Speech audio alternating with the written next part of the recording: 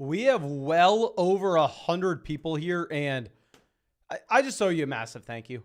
I have no idea how this is even possible. It is June 5th. I understand we're excited to get in these drafts, but guys, y'all know we're going to do this every single day, right? I mean, if y'all want to miss the day, if y'all want to come back tomorrow, you can. Just crazy. Thank you so much, everybody, for coming and drafting with us. We're going to go ahead. We will hop into a puppy. And we had a question earlier in the live chat, everybody asking if we were going to get into puppy or a best ball mania. I'm sure y'all saw my message in the live chat before we started this. Essentially, I'm going to be drafting these I'm going to be drafting the puppy drafts until the puppy fills.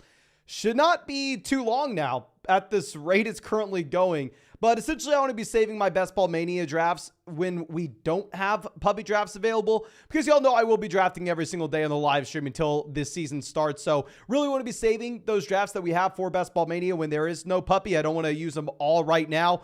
But not only do I owe everybody a massive thank you for coming out, Amy joining the vlog, super happy to see it. Thank you so much. I really do appreciate it, and I am really happy about it. But yeah, let's get in here. Let me know if y'all are in this draft with us. Super cool. Adrian says, yo, Mason, got my shirt in the mail today. Let's go. Hell yes. I love to hear it. Also, let me know if you if you have already received your Flock Fantasy / Underdog shirt. I know that a lot of people were telling us they got them, but let me know if you are out in this live chat and you got your Flock Fantasy shirt. I mean, Jeep Guy got his earlier. We'll explain how to get that in just 1 second. But real quick, Caesar in here at 11. We have Isaac in here at the 101. Alex says he didn't get into this draft, but he's in at 2. Jeep Guy says, welcome, Amy. Love to see it. And what is going on? Is YouTube spazzing? YouTube's giving... Okay, what is this happening on my phone? Okay, Jefferson Chase goes off the board 1 and 2.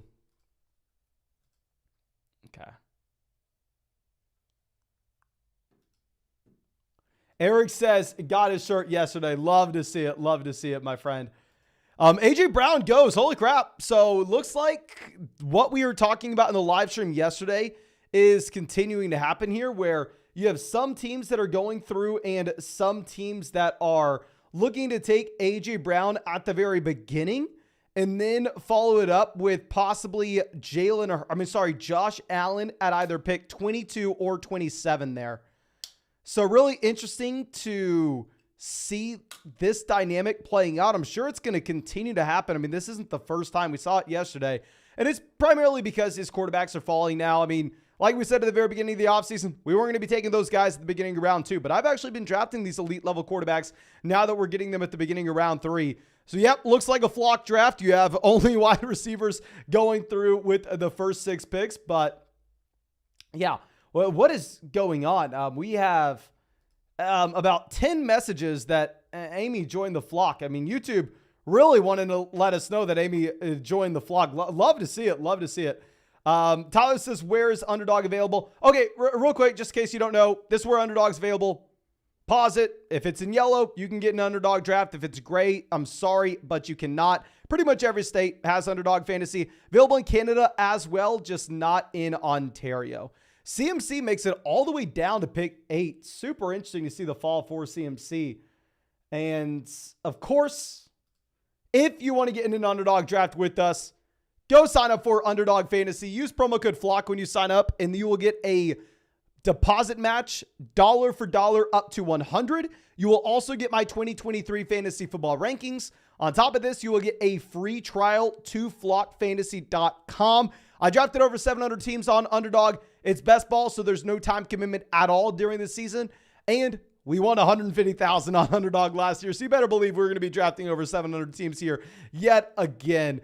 Shane coming out with the donation says, is a 2024 first worth a 7th? I want Dotson / Hollywood. I'd rather have a 2024 first than a 7th round starter pick, my friend. Okay. So Adam says, wait, is Pittman actually done for the year? And we had another question of someone asking about Alec Pierce.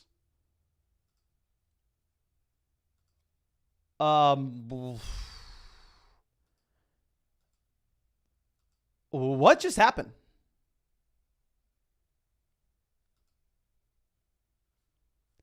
Let me pull this up. Is Michael Pittman Dunsky's? How did I not see this? What's going on?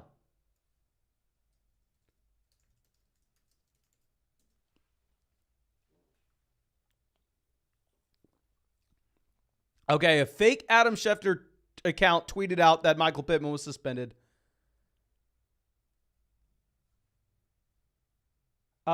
Yeah, it's fake. What are y'all talking about here? Okay. Oh, really making me worried. It's like, how the hell did I miss a Michael Pittman suspension?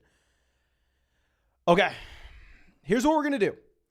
Y'all know I am completely fine taking Derrick Henry. I am completely fine taking Josh Jacobs. There are a lot of those running backs in round 3 that I like. However, not a big DK Metcalf guy, right? Oh my gosh. You have here Playmaker going DK Metcalf 22. So very interesting. We're going to take Smith. My main thought process with this is that team at 2 that has Chase Higgins probably not wanting to take Jalen Hurts, right? Instead, they're probably wanting to set themselves up with the ability to go Joe Burrow at pick 26. The team at 27 goes A.J. Brown there at pick 3. So you're assuming that they're wanting to take Jalen Hurts. So I thought we could go Smith with a realistic chance that we had Jalen Hurts on the way back around. And if we're going to be looking at, oh my gosh, what is that team at 3 doing? We'll go ahead and we'll take Josh Allen. I thought we were going to get Jalen Hurts. I thought we would have a shot for Hurts. Clearly it doesn't happen, but I'm not going to be crying about this too much. Let's go ahead and let's take Josh Allen. And oh my God, I am so dumb. I'm so dumb. We were mixing up A.J. Brown and Stephon Diggs through the beginning of this live stream. Brutal. Definitely say it'll be a unique start having A.J. Brown, DK Metcalf, Calvin Ridley on the same builds. Ghost Card says NFL is investigating a Colts player for possibly betting. For the love of God, please.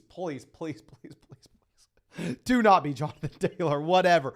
Oh my gosh, just do not be Jonathan Taylor.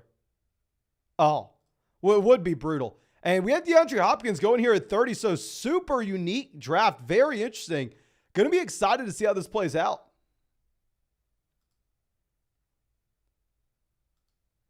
Tiger Noah says it's a defender. JT would never. JT would never. I mean, honestly, I haven't had the ability to talk to Jonathan Taylor before. Now, I'd love if you wanted to come on the channel for a brief little interview, but I would imagine, based off, what I know of Jonathan Taylor, the man seems like just a great individual overall. I would be very, very surprised if it was JT.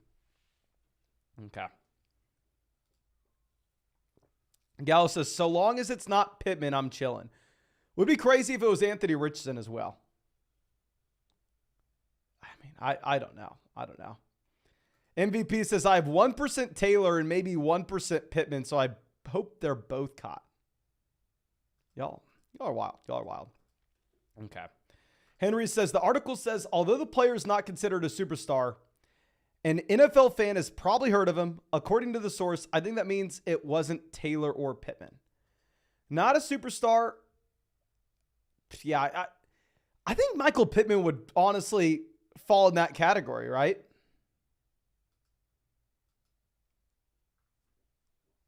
Jesse says it was from last year. Mason can't be a rookie. Okay. Apparently it's not a star, but it's a name the average NFL fan would know. Does that not sound like Michael Pittman to you, to be honest? And of course, I have no freaking idea. Jalen says it was Paris Campbell, Deion Jackson. I understand that we are sickos, right? Like, I get it. Yeah, everybody watching this is watching a fantasy football draft June 5th, 2023. We all know who Deion Jackson is.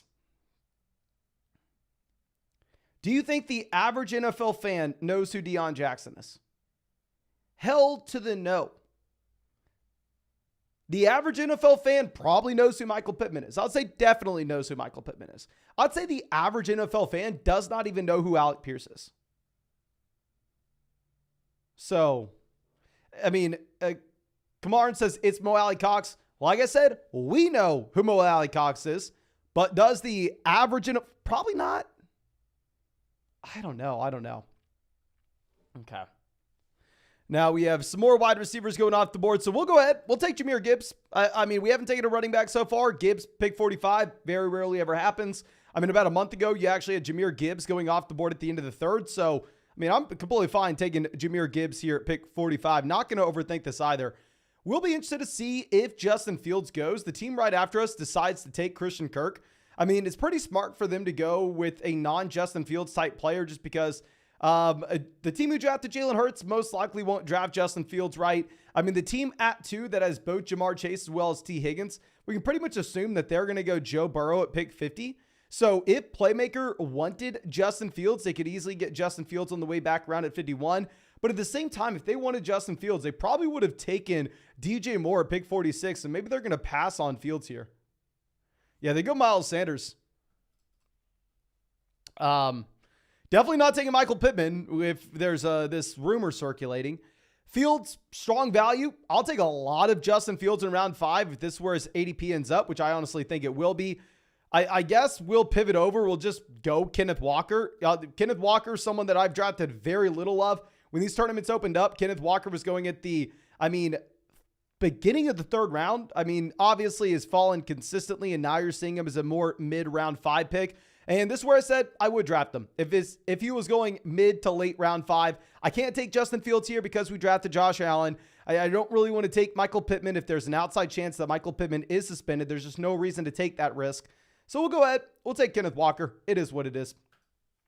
Okay. Jesse says, got Fields in the early 6th yesterday. Is really dipping. Yeah, I mean, I don't know if you had the chance to see our tweet from I want to say last week or maybe a couple weeks ago. Whenever the hell it was, we tweeted out that in a month, Austin Eckler would have an ADP ahead of Bijan Robinson, which looks like it's happening. Justin Fields will be a 5th round pick, and no quarterbacks will go in the 2nd round. I still stand by that. I mean, at the time, it looked a little bold, but now I honestly think it's going to be true. Okay. James says, all the Alec Pierce. All the Alec Pierce. Adrian says, back on the Stairmaster again. Stairmaster gang. Okay. I know we talked about this a while, and I'll be very brief. I know none of y'all care about this. Maybe 5 people. So I had a really big bet with a friend a while back that essentially we both ran Murphs, and it was a bet that I could not afford to lose. So I went crazy training for Murphs. If y'all don't know what a Murph is, you wear a 25-pound weight vest. You run a mile with that weight vest. You do 100 pull-ups, 200 push-ups, 300 squats, then run another mile. I was doing 2 a day and eating relatively healthy. I mean, for how I usually eat for a very long time. Went out there, I smoked the Murph. I mean, ran it in a 35-minute times, which is literally like CrossFit Games level. But since then, I've had literally no motivation to work out. And I mean, usually working out is my favorite part of the day, and usually it's not even close. It's my favorite part of the day is going to the gym. But since then, since we trained really hard for that for 2 weeks with that one goal in mind, I go to the gym now and I'm like, why the hell am I here? And they've just had the worst workouts over and over again. But so hopefully that changes. I've also fallen off the wagon in terms of I've been eating desserts, which generally I do not do. So your boy's getting a little husky. We'll see. We'll see. Okay.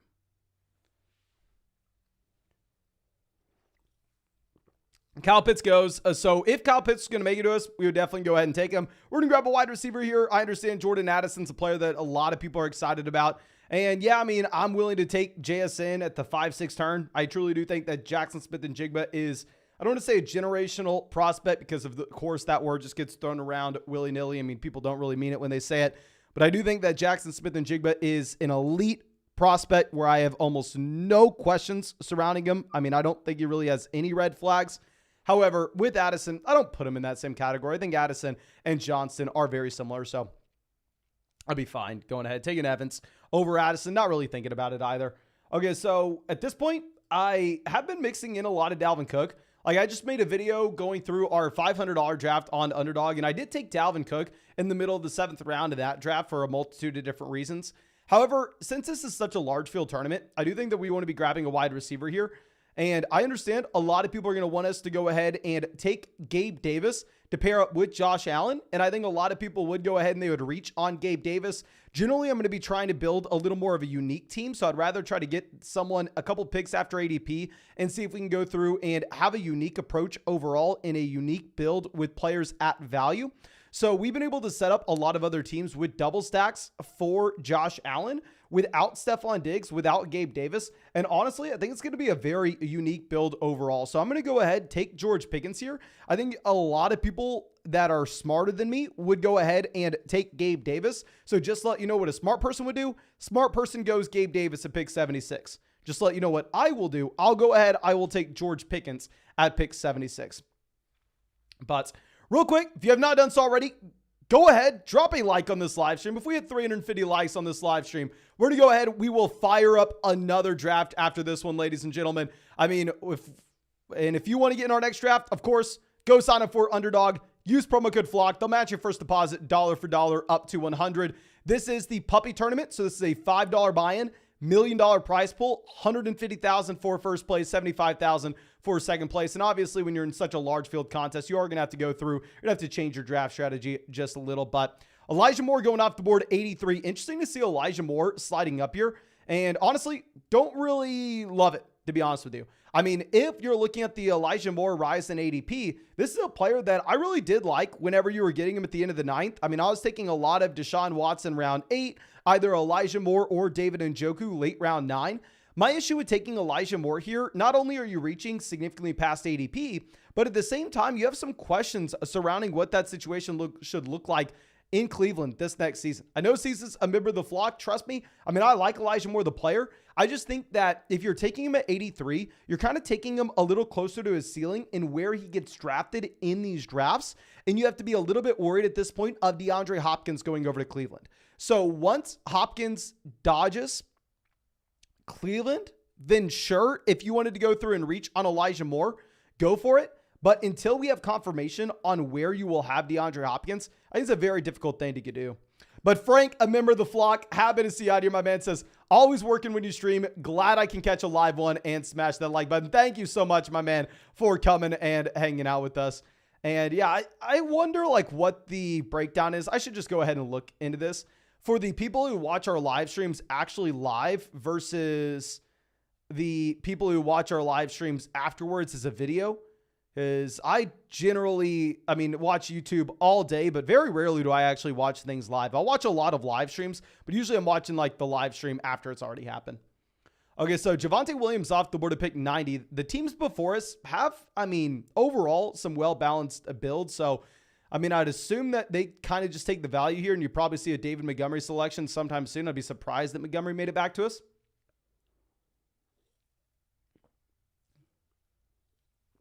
So Michael Thomas goes 91. Thomas has been sliding a decent amount. I actually took Michael Thomas in 2 drafts earlier today where we got Michael Thomas past pick 100. In both drafts. I think one of them we got Michael Thomas like 107 or something like that. Okay, Bateman goes. Oh, dear God.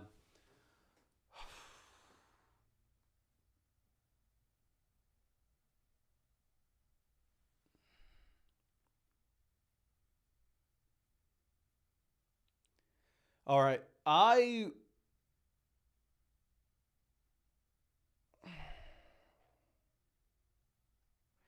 was planning on going ahead, taking James Cook, pair James Cook up with Allen. James Cook does catch passes.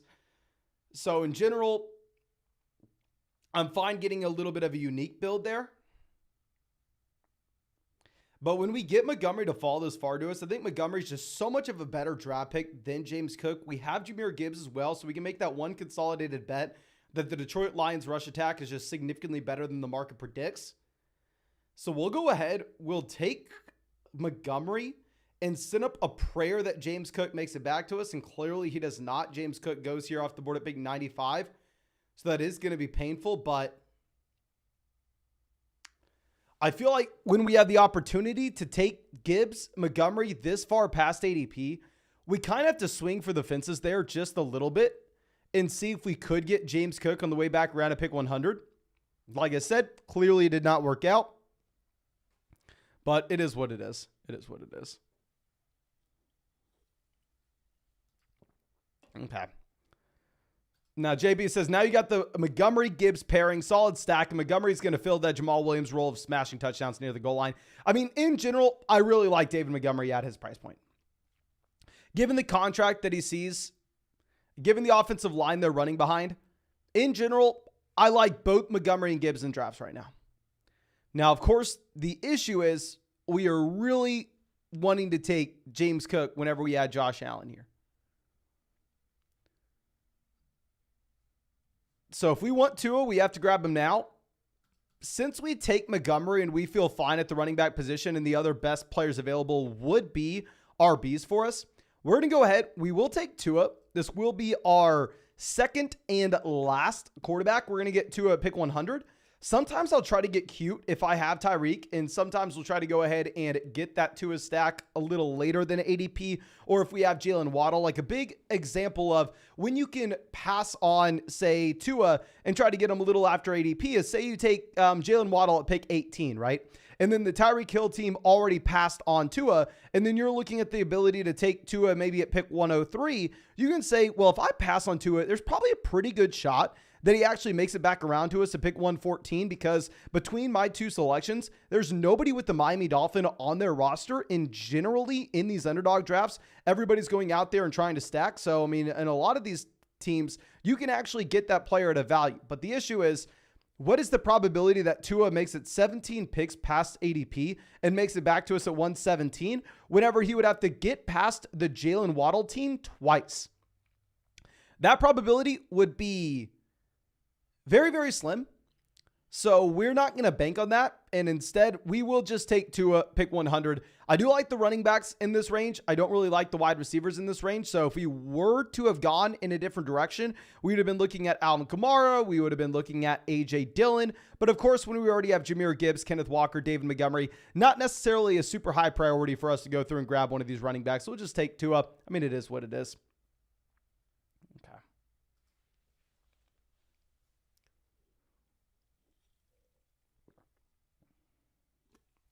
Okay, Brian Robinson goes off the board. Now, of course, what we are wanting to see at this point is we are wanting to see quarterbacks get drafted. So we are going to probably have Cousins off the board by the time we pick next. Now, the issue is Cousins could easily fall. Like, if you're going to go ahead and look at this, right, the teams that could reasonably take Kirk Cousins include the teams that have drafted TJ Hawkinson, Jordan Addison, Justin Jefferson.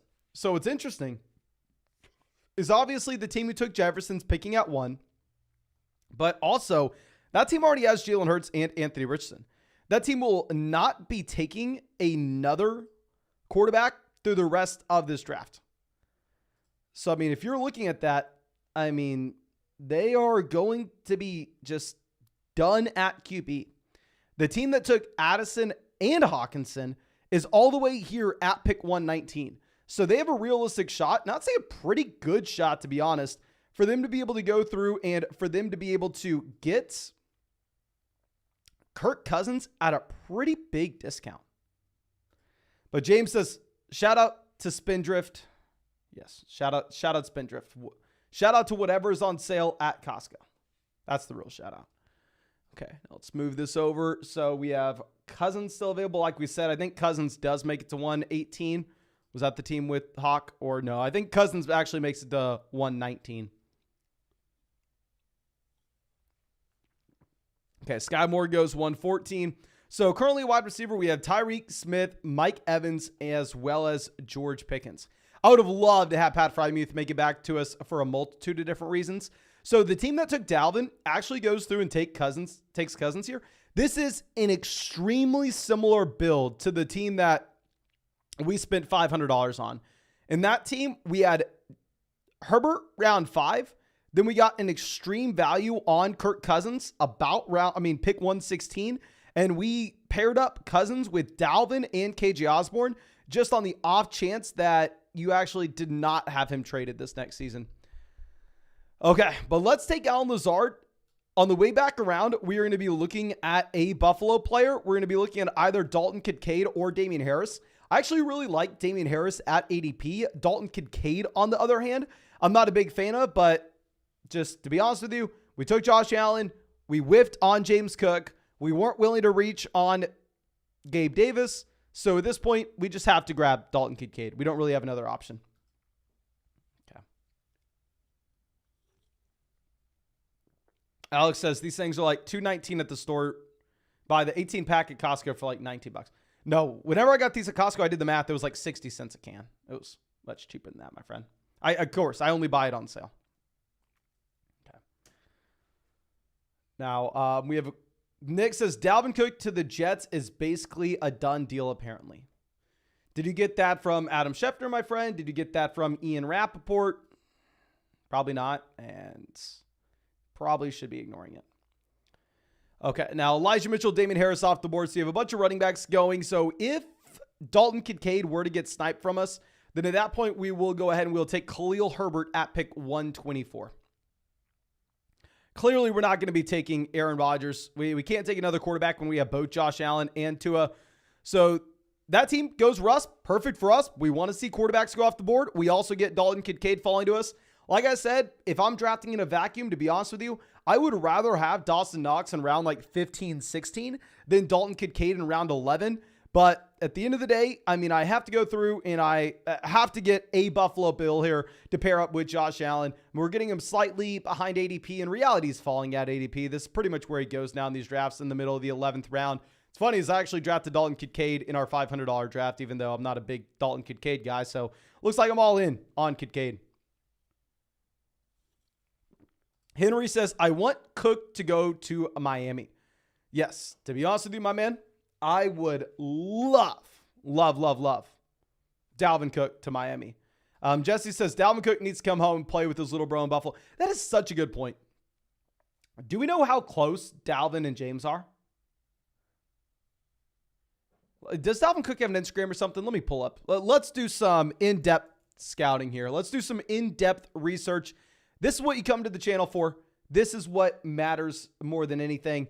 We will pull up Dalvin Cook on Instagram and see if he has posted any pictures with his brother James recently. How close is it? How close are they? Okay.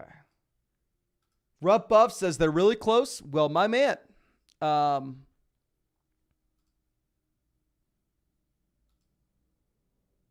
Is this who's Jay Bright? Is this James? Nope.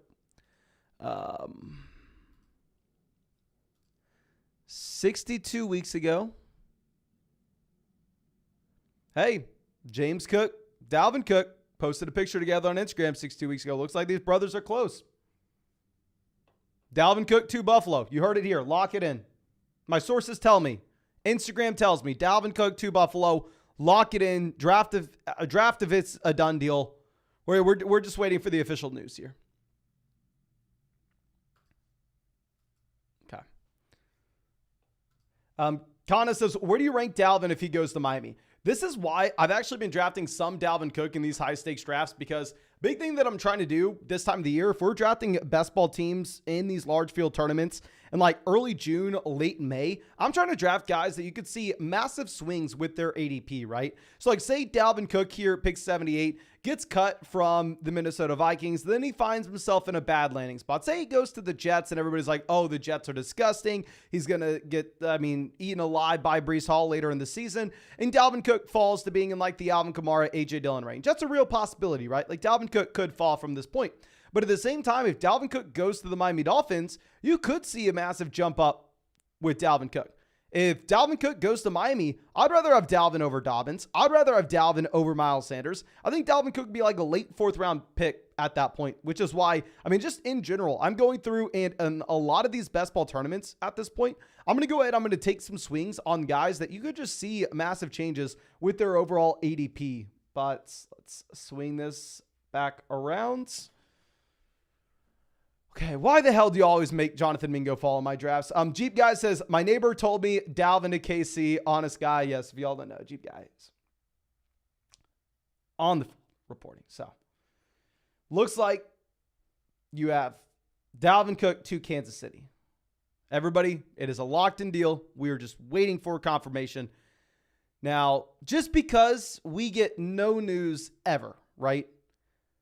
We never get any news. when we do, let's pretend like it's a big deal. There are little rumors out there. There are little birdies, aka fake Adam Schefter accounts that are coming out saying Michael Pittman's going to be suspended. So what we're going to do is we are going to take that as a sign that fake Adam Schefter is sending us a message that we should take Alec Pierce with this draft pick. Now, is it a good pick? Probably not. But in reality, a lot of these tight ends are the same for me. Cole Kmet, Greg Dulcich, Tyler Higbee. I don't really see a difference between any of them. So we'll go ahead, we'll grab Alec Pierce, and then we'll just get one of these tight ends on the way back around. Okay. Rob coming out with a donation. Thank you, my man. Says, started a draft yesterday. CMC, Barkley, Brees Hall, Amari, Ayuk, Tony, Dotson, Waller, Daniel Jones, Freiermuth, McKinnon, Chark, and some depth and Lance. What are your thoughts? I think once you go into a draft and you take 3 running backs out the gate, you're really going to have to pivot. And instead of going and taking what I perceive to be strong values there with Waller and Daniel Jones, to be honest with you, I think you can't take that 4-round stretch of Waller, Daniel Jones, Pat Freiermuth, Jarrett McKinnon without taking wide receivers. Trust me, really like those players at that cost. And I honestly really like the running backs at the cost that you got them. It's just more so like when you're in these underdog drafts, in a lot of these ranges, I mean, wide receivers gross, right? Like, should we be drafting Donovan Peoples-Jones, Marquez Valdes-Scantling, Jaden Reed over Greg Dulcich? No, like we would never want to do that. But at the same time, sometimes you'll be forced to make a decision like that. And whenever you go 3 running backs out the gate, you're going to put yourself in the position where you kind of have to make those decisions that feel very gross at the beginning, which is why in general, I'm not taking those 3 running backs out the gate. I understand that you get them at massive values here, but in general, that's why I'm going through and trying to grab like an anchor wide receiver, right? And then go ahead and be able to take those middle round running back values like we do with Gibbs, Kenneth Walker, David Montgomery, and we'll get a few more running backs coming soon. David, thank you so much for the massive dono, my friend. Says, hey, Mason, a small token of appreciation for the fantastic content you create. A couple weeks ago, you asked about Flocker's professions. I'm a teacher, so hope I can jump in through the summer. Thank you. Smash that like. No, thank you so much, my man, for being a member of the flock. My dad's a teacher, trying to convince the girlfriend to be a teacher, but really, really appreciate it, my man. Thank you so much for hanging out with us. But Ted says, Cook to Kansas City is the best spot for him. I mean, hard to argue with it, right? This is why I want Dalvin to Miami, though, because one, I think the Miami landing spot is a really strong one. I think that we should be very excited if Dalvin Cook goes over to the Miami Dolphins. And 2, here are my exposures to the Miami Dolphins running backs so far this offseason, primarily because I'm expecting that you get another running back going to Miami. I don't know if it's Dalvin. I don't know if it's Hunt. I don't know if it's Leonard Fournette. But at the end of the day, I mean, I think you probably have another running back coming over. So I have 7% Devon Achane. I have 5% Raheem Mostert. And I have 2% Jeff Wilson. I'm making the bet that the Miami Dolphins bring someone else in. Because obviously, if this is the depth chart that Miami has going into the season, all these guys are pretty strong values, and I don't have, a lot of any of them, right? I'm underweight Miami's backfield, and I'll be the first person to admit that, it's probably not great if this is the finalized depth chart, but I don't think it is. But Tyler coming out with the donation. Thank you so much, my man. Okay, so Kyler Murray going off the board, 159. Let's swing this around.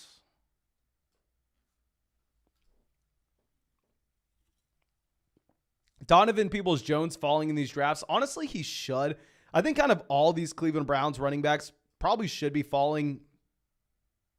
Cleveland Brown wide receivers, given the rumor that you do have DeAndre Hopkins going to KC. And right now, if you're looking at Las Vegas sportsbooks, it's kind of priced in that that's where Hopkins is going.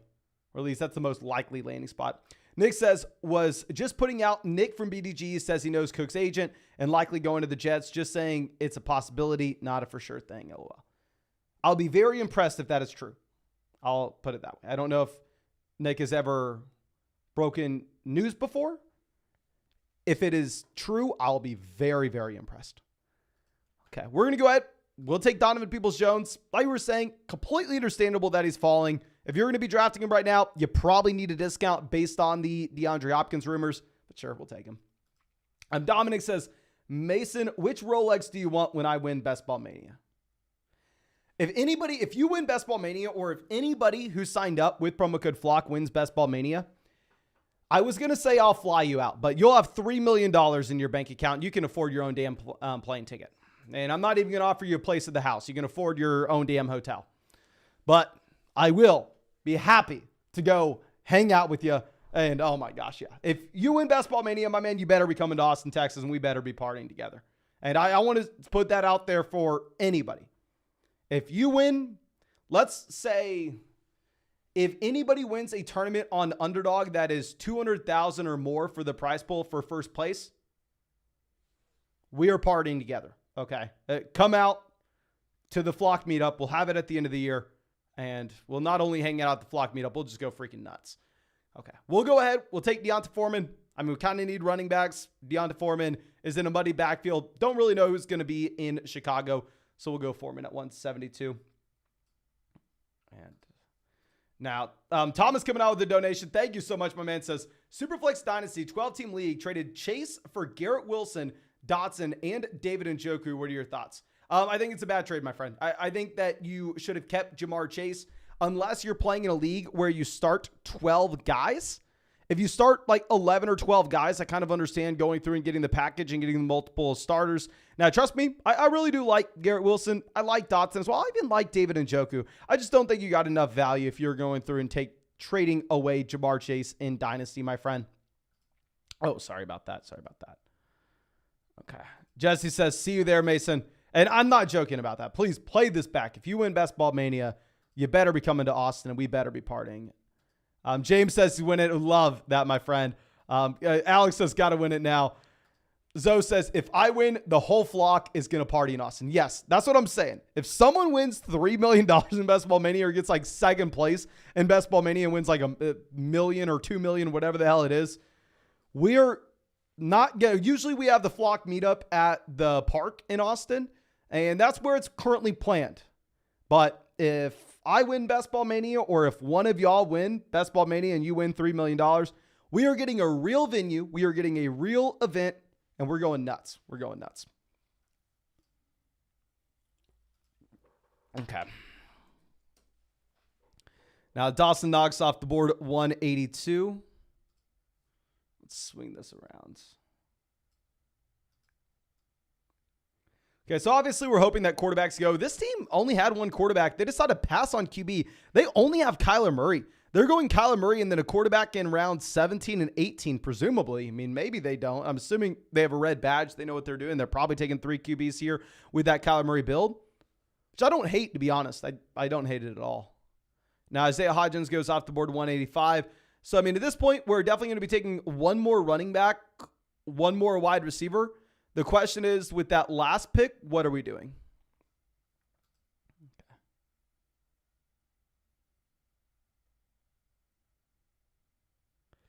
Okay, Gus Edwards, 187. Now, speaking of taking players that we think could have massive swings in ADP one way or another, this is a player that we've been reaching on a decent amount here, and I'm going to be the first person to admit, this could be my Will Fuller from last year. If y'all remember, I was the idiot going through and taking Will Fuller. But we were going to take Leonard Fournette. Never mind about that one.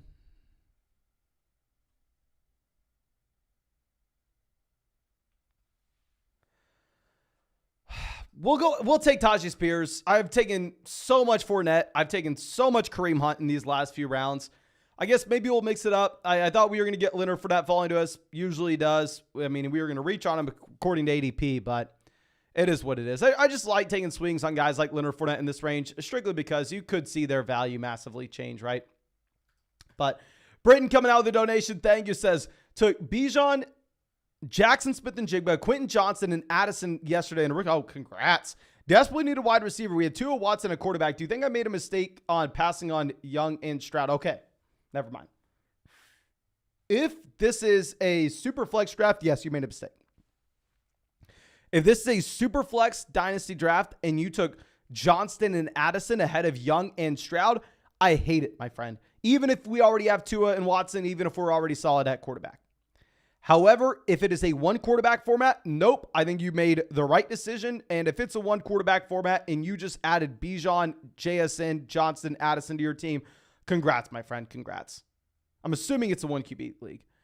Okay, now Paris Campbell off the board. So who do we take in that last one? We took Tajay Spears. So let's go ahead. Let's take Khalil Shakir. I mean, we kind of need to build in some correlation to this Buffalo offense, right? So we'll go ahead. We'll take him. We'll pair him up with Dalton Kincaid as a weird double stack here with the Buffalo Bills. Obviously, most people are going to go through and most people are going to be taking Stephon Diggs, Josh Allen together, or Gabe Davis, Josh Allen together. Those are what the smart people are going to do. Instead, I will take Dalton Kincaid and Khalil Shakir with Josh Allen because I'm not the smart person. But I think we've already hit 350 likes in this live stream. So yeah, we're going to go ahead and fire up another draft after this one. Thank you so much for everybody coming and hanging out with us. So don't waste any time. I'll make our last pick in this draft on my phone. I'll tell you who I picked, but I don't think y'all are too excited to see the 18th rounder.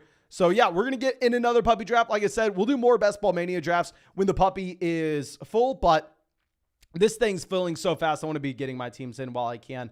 Now, Tyler coming out of the donation, thank you, says, had a draft last night with an insane start. Had Big 11 where we got Brown, Adams. Oh my God. Allen and Hopkins. Hopkins to the...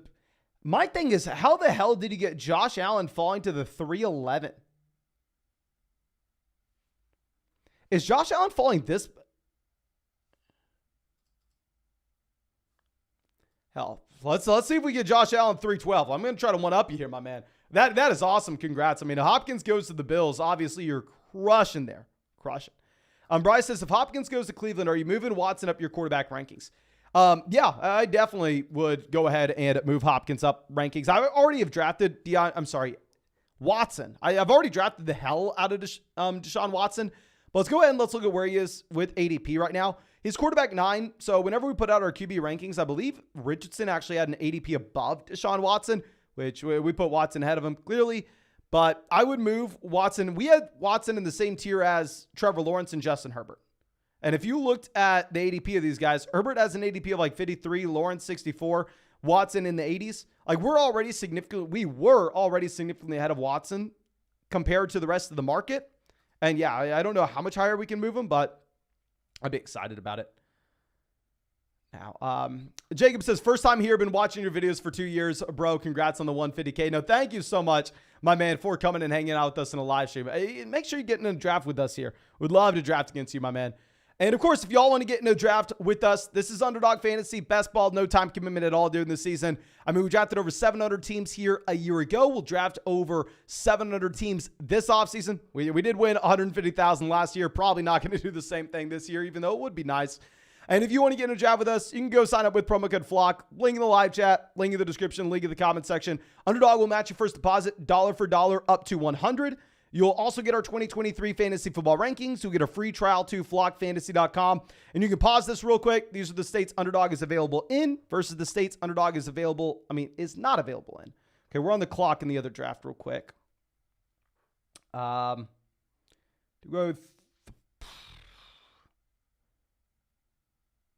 actually going to take a third tight end there. Michael Mayer makes it to us a pick 213.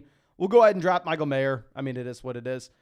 Eric says, how many likes for a third draft? If we hit 600 likes on this live stream, we will be firing up a third draft. So, well, we'll see. We'll see. Hopefully we're not drafting until 2 a.m. here. But, I mean, it'll be a good problem to have. Now, why is YouTube bugging and keeping every single chat we have at the very top? Okay, here's what I'm going to have to do. I am sorry for and this is obviously the worst thing I could ever do. Y'all literally donated and you're about to get muted. To delete all these messages off the top, if your message is pinned to the top there, I'm sorry, I'm going to hit put user in timeout, and I'm going to assume that will erase all those messages off the top. I mean, right now, there are just so many of them. YouTube is spazzing out. I have no idea what the hell is happening. So I apologize about this, but we're going to have to.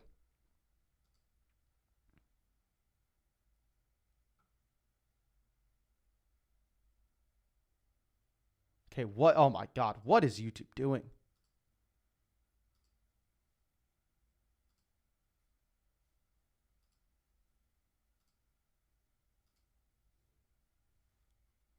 Here's what we're going to do. Maybe we close that. I don't know. Okay, Kelsey goes off the board at 9. Let's see what we're going to get at pick 12. So you've had a lot of drafts where Bijan Robinson falls to pick 12 now, which honestly, if he falls to pick 12, I'll happily go through. I'll take him there. But clearly, that's not what's happening in this draft with us.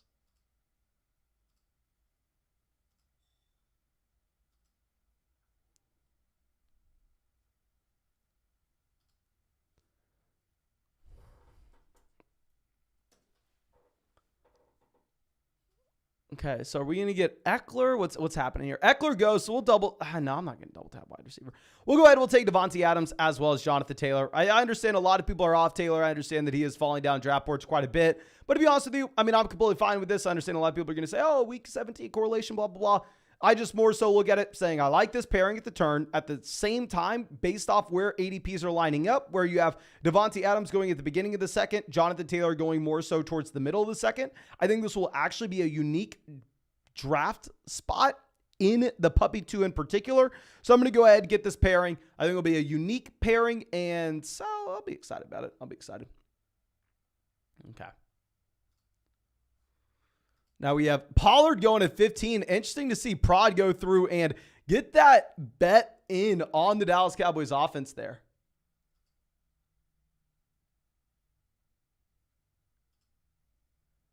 Interesting to see that. I don't know if I've ever seen someone take Lamb as well as Pollard together.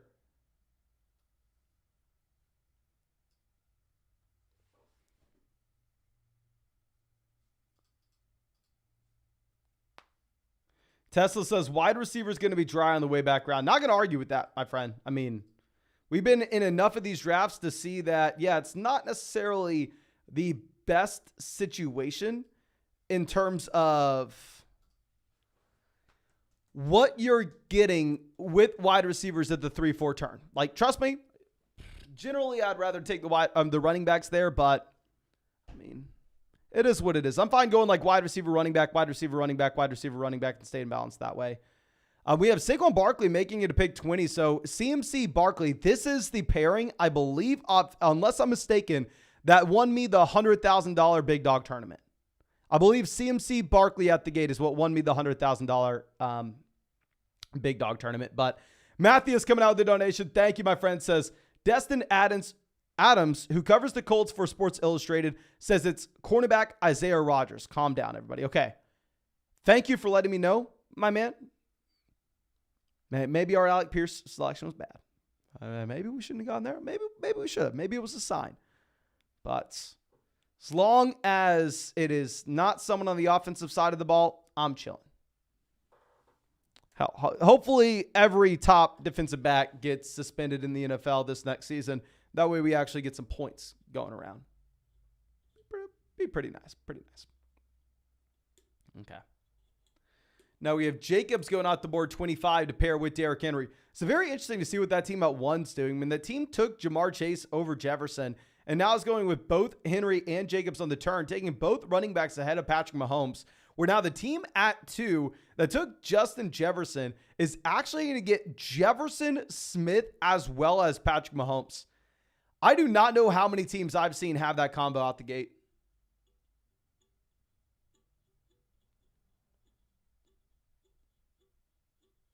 That is awesome.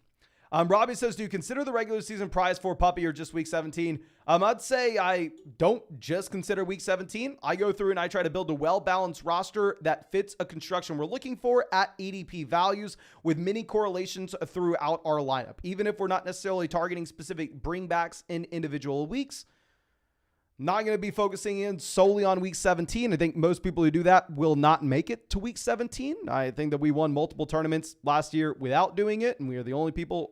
I was the only person to win multiple tournaments last year.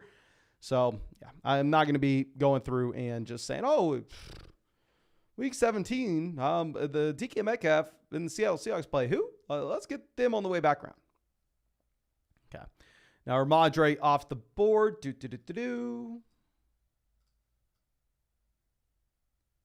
Najee Harris has been falling. I've been getting Najee Harris a lot in the middle of the 4th round, which I am completely fine with. Hopkins, a really strong riser. It's crazy. How many times in fantasy football drafts before have we seen a player get cut from their team and before they sign with another, they rise in ADP? How many times, realistically speaking, how many times have we seen that? Okay. So Hopkins goes 34. It's just Chaos Toffee on the clock. When Eckler, Amon-Ra St. Brown through the first 2 rounds, they go Deebo Samuel. We'll take Lamar. And then I understand a lot of people say, oh, Mason, you got to get Christian Watson. And you understand, I was drafting a lot of Christian Watson when he was going at the end of the 4th when these contests first opened up.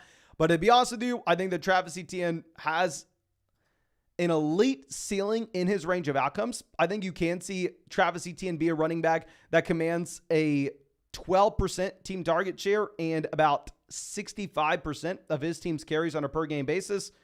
And that's a running back that I want access to in a phenomenal offense, not only a great offense, but at the same time, an improving offense. Okay. Tesla says, Ridley's been flying up drafts as of late. Do we have any news? I don't know. I think people are just trying to one-up each other on how much they like Calvin Ridley, going, oh, you're willing to take Calvin Ridley in the late 3rd. Watch this. I'll take Calvin Ridley in the middle 3rd. Oh, you're willing to take Calvin Ridley in the middle 3rd. Watch this. So, Caesar says, the day Hopkins got released, he went 25 in one of my drafts, LOL. Not saying it's good or bad. I mean, it's just crazy. I don't know if we've ever seen it before. Funky Chuck says, why is Etienne only going to get 65 to 70% of his team's carries? I mean, that's what you see from bell cow running backs in today's age. Unless you're Derrick Henry, unless you're prime Ezekiel Elliott, unless you're prime Dalvin Cook. If you're Saquon Barkley, you see 65 to 70% of your team's carries on a per game basis. And then on top of that, you're going to be getting that involvement as a pass catcher. That's what you're looking for with these backs. Zach says in his draft, he just had Ridley go at pick 22. Adam says, have you been taking a lot of Lamar? If Lamar makes it to this point, I'm definitely drafting Lamar Jackson. I mean, I'm fine going through and taking Lamar and not feeling like we have to go ahead and reach on, Zay Flowers, Rashad Bateman, Odell Beckham Jr. I'll honestly take a lot of Lamar Jackson unstacked, just given the fact that I'm not necessarily betting that Lamar Jackson becomes some premier passer in the NFL. I'm more so betting that Lamar Jackson's going to continue the rushing production that we've seen historically. Okay. So now we have Hawkinson off the board at pick 48. But dear God, we have thank you all so much for hanging out with us today. I mean, we are 150 likes from hitting 600 and firing up another draft.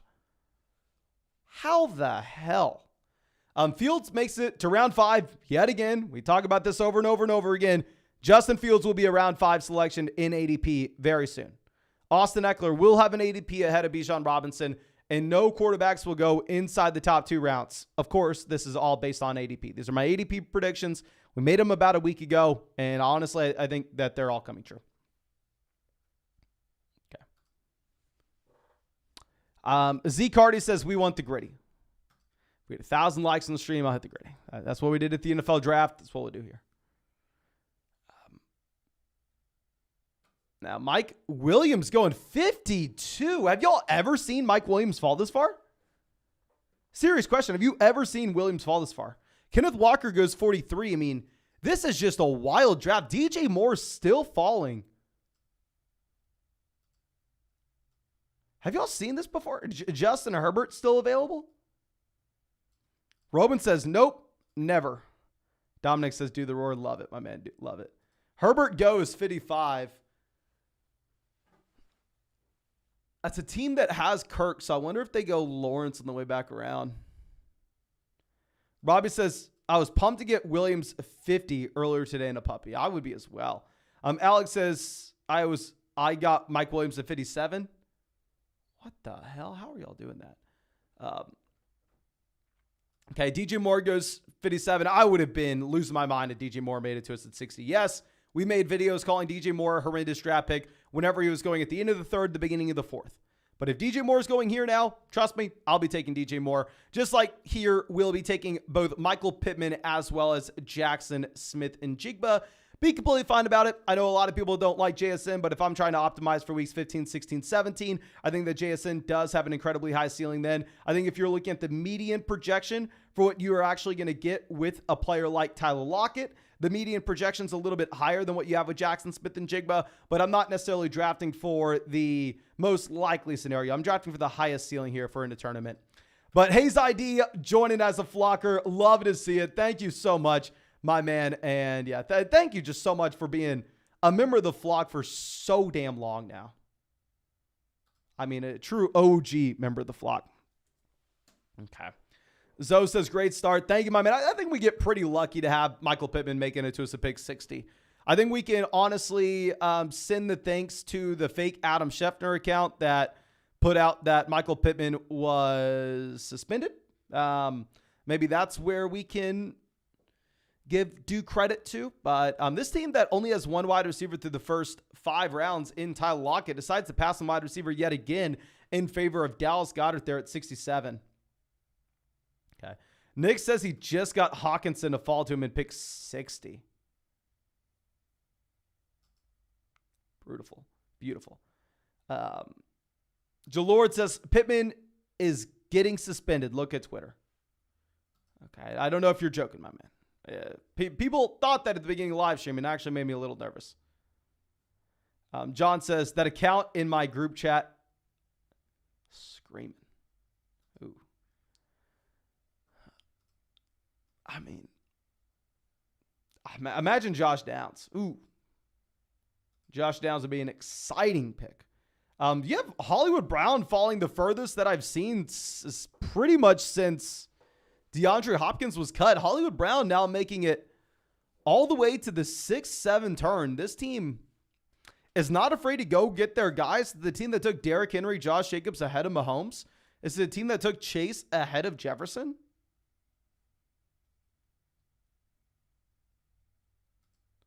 Mark says, Hawkinson's my number 1 tight end this year. I think he eclipses Kelsey. I know this is going to be clipped, and I know this is going to be laughable. So I'll do y'all a favor and let it be full screen so you can really, really, really clown on me a year from now. I would not be surprised if Travis Kelsey is not the tight end 1 in 2023. Okay? We'll get that out there.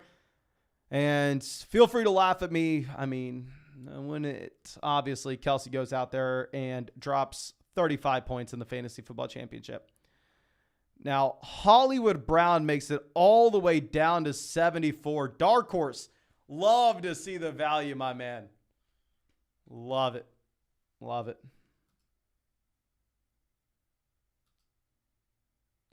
Eric says he's fading Kelsey as well. I mean, I don't know. Like I said, I've been drafting the hell out of Travis Kelsey for the past few years now. And over the past few years, everybody was saying, oh, you can't draft him. Look how old he is. You can't draft him. Look how old he is. And now all of a sudden he's 34. I don't know if y'all know how age works. He's older than ever. And now anytime I bring up his age, people go, oh, you can't say anything until he falls off. He's good until he falls off. Okay.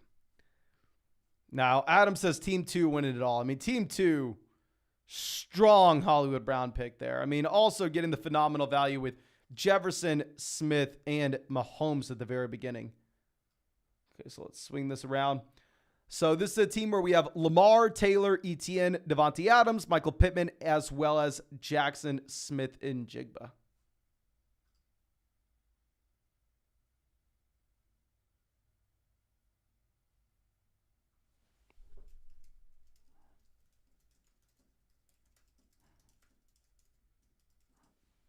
Okay, Watson goes 80, Cam Akers 21.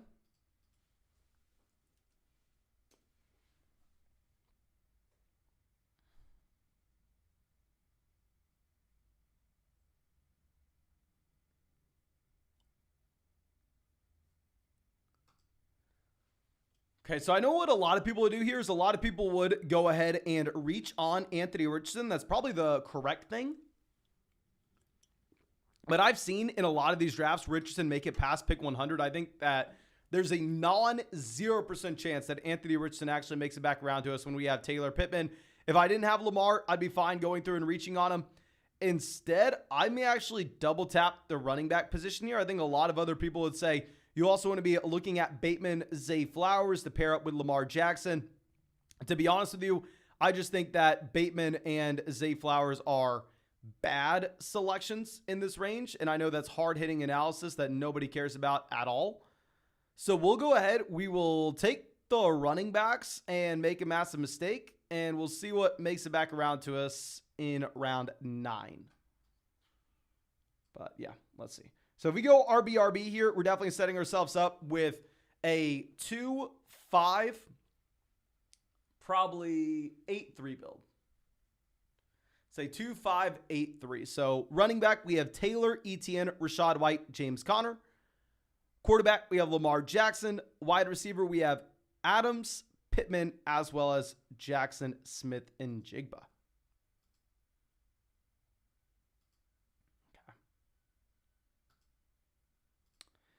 Nick, I'm sorry, I'm just seeing your message. Nick says it's only logical that after I win the puppy last year, I take a step and win Best Ball Mania. But if I win any tourney again, you better come let me party. Hell yes, my man, hell yes.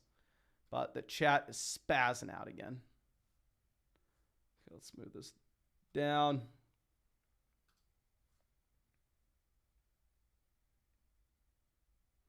Richardson goes 89, so that is just laughable that we thought that there was an outside chance that we had him on the way back around in round 9. Now, let me go ahead and see how much Rachaad White, James Conner I have. I feel like we actually have a decent amount of Conner with no White. I mean, we made that video today going through and looking at the outcomes for those teams that are just really bad, right? I mean, those teams that are at the very bottom of the standings generally don't produce any running backs with elite ceilings. Which is why we said, yeah, depending on the platform you're drafting on, if you are looking at, say, James Conner being drafted at the 4-5 turn in ESPN drafts, I want nothing to do with James Conner at that price point. If you're going to get James Conner instead here at the beginning of the 8th, it's going to be a little bit different. I'll be fine going through and taking him. So James Conner, I have in 10% of drafts, and Rachaad White, I have in 6% of drafts. So I'm a little underweight White, a little overweight Conner.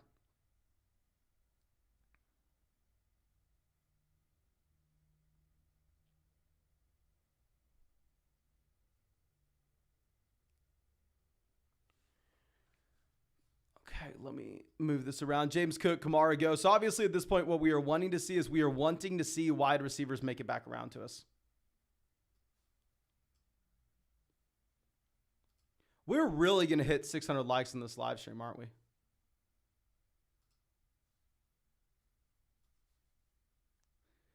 Now, Bateman goes. It would be a dream if Bateman made it back to 108, but it's clearly not happening. We have Luke's of Hazard coming out with a donation. Thank you so much, my man. Says, what is your take on Pickens? I've been taking him a lot in the late 2nd, early 8th, and pairing him with Pickett in the 12th. Wanted to get your thoughts on the Steelers offense this year. Keep up the good work. No, thank you so much, my man. I mean, I think it's a reasonable price point for George Pickens in comparison to the other wide receivers that he's going around. Obviously, with Pickens, he didn't have some crazy target share, so it's difficult to sit here and assume that he's going to take the same year 2 jump as we've seen with some of these other top rookie wide receivers in years past. Now, what I will say with George Pickens is I feel like you do have it priced in that Deontay Johnson is just very bad. Deontay Johnson's a wide receiver that I actually drafted a lot of last year under the assumption that he was going to just continue to get force-fed targets even with the departure of Ben Roethlisberger. Looks like we were right about Deontay Johnson getting force-fed targets, but Deontay Johnson was also the least efficient wide receiver in the entire NFL. Like, Deontay was just complete and utter garbage. So, I mean, I'm completely fine if you want to take Pickens at that value.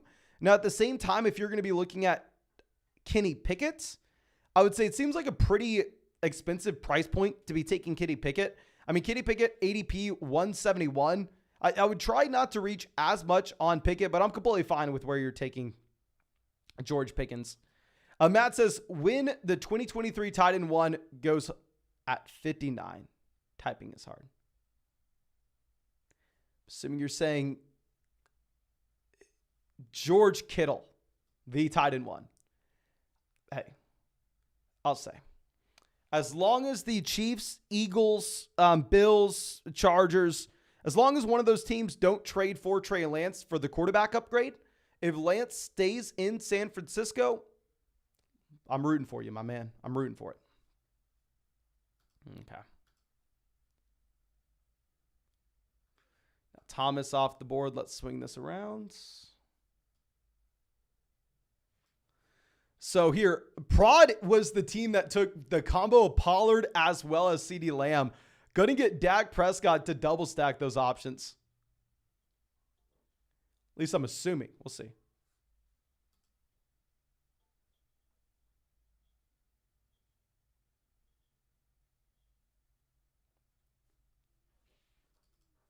Let's see what this team does. They go Juju. Prod takes Dak Prescott quicker than you could ever imagine. Now, Chaos Toffee on the clock. I'll say we're definitely taking at least one running back here at 108 or 109. Just really like the value in this range.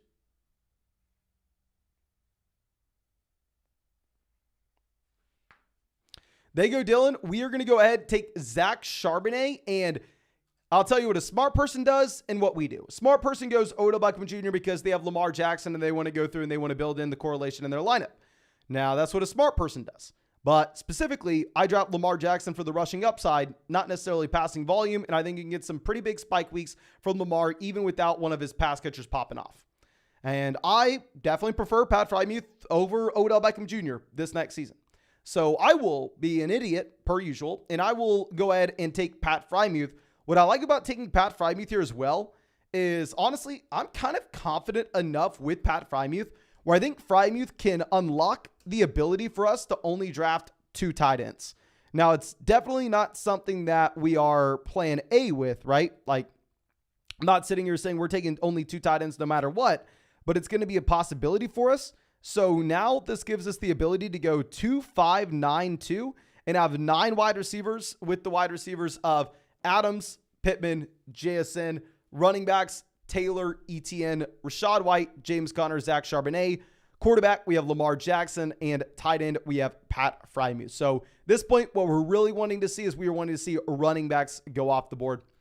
But what I'm also wanting to see is you go down there, hit that like button. We are 50 likes away from hitting 600 likes in this live stream. If we had 600 likes in the stream, we are going to fire up another draft after this one. And of course, if you want to get in that next draft, we are drafting every single day on Underdog Fantasy. You know, always sign up with the link in the comment section, description, live chat, wherever you want to find it. Use promo code FLOCK and they'll match your first deposit dollar for dollar up to $100. And on top of that, with promo code FLOCK, you'll get my 2023 fantasy football rankings and a free trial to flockfantasy.com. Prod says, Mason, I thought you were about to jinx me with the Dak selection. Yeah. I mean, I've never seen someone draft a player as fast as you took Dak Prescott there. I don't know if I've ever seen that.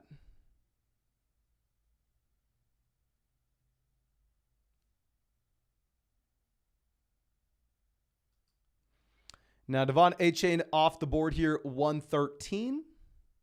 Good for us. Let's get these running backs going. Let's get these running backs. Geno 114. Honestly, kind of fine with those quarterbacks going. I mean, it would have been nice for us to get Geno Smith. So, of course, we do have some correlation with the Seattle Seahawks offense. I mean, we have Zach Charbonnet paired up with Jackson Smith and Jigba. We have Michael Pittman paired up with Jonathan Taylor. So far, the 2 offenses we bet on have been Indianapolis as well as Seattle with this team. But hopefully we can find some other pairings, right? Hopefully. Okay, Elijah Mitchell off the board, 116. Aldwin says, how many quarterbacks and tight ends are we walking away with? So depends on where you take these guys, right? So since I take Lamar Jackson in round 3, I'm only going to be taking 2 quarterbacks with this team. But if I were to have waited for my first quarterback to, say, be Kyler Murray, if I'm going to wait for my first quarterback to be Trey Lance, then I'm probably going to go ahead. I'm probably going to take 3 quarterbacks. So definitely want to be flexible based off your draft and based off where you take these guys in general. I'd say you never want to be taking 4 or more quarterbacks. You never want to be taking only 1 QB. You definitely want either 2 to 3, dependent on where you take those top guys. But also, thank you so much for joining the flock, my man. It seems like we've had 3 or 4 people join the flock this live stream. That is awesome. Thank you so much, my man. I really, really do appreciate it. Okay. Master says, who are the best 3 late tight ends if you punt the position? Someone that I've actually been going with a lot if I punt tight end is actually going to be Hayden Hurst. I really like if you're getting Hayden Hurst in like the last or second to last round. I mean, just in my mind, I don't really like Jonathan Mingo. So, I mean, if I'm not a big Mingo guy, kind of by default, I'm in on some of these other secondary pass catchers. Okay, poised running backs to be drafted. Go Khalil Herbert. Go Jarrett McKinnon. So Rodgers, we can't really take. We don't have Lazard. We don't have Garrett Wilson. We don't have Breece Hall. Honestly, I don't even want to be targeting Tyler Conklin because if Conklin's our second tight end, I probably want to be drafting 3, and I want to set ourselves up with the ability to go 2, 5, 9, 2. Adam says, Ferguson and Gesicki are my go-to late round ones. I know a lot of people have been saying that they really like Gesicki at ADP. I would love someone to sell me on Gesicki. Adam, please sell me on Mike Gesicki.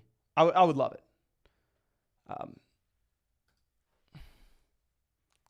Khalil Herbert off the board, 126. Mark says, we need to get some custom flock emojis soon. We have them coming, my man. They are on the way. I reached out to Zach. I sent him the YouTube specifications on the size and the pixels or whatever they need to be. We are getting flock custom emojis coming, my man. James says, Gesicki's lining up with the wide receivers. Have you seen Gesicki's gritty? Good point. Good point. Gesicki's gritty was almost as good as mine at the NFL draft. That's probably what it is. Okay, Alec Pierce goes. Rodgers off the board. So Prod, obviously, I assume. Actually, I don't want to say obviously. I'm not going to say anything. Goes Rashee Rice.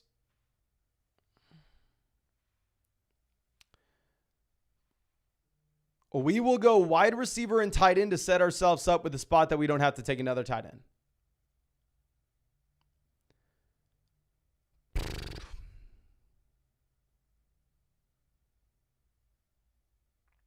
Or do we go wide receiver?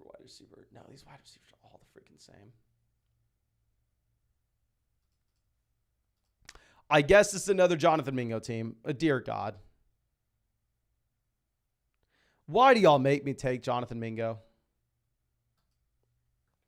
Hunter says, I'm near 100% drafting McBride. I know we have some other members of the chat that are actually in on Zach Ertz this year. So what's the Zach Ertz update? Like, is it just going to be Trey McBride's job? Is that what it is?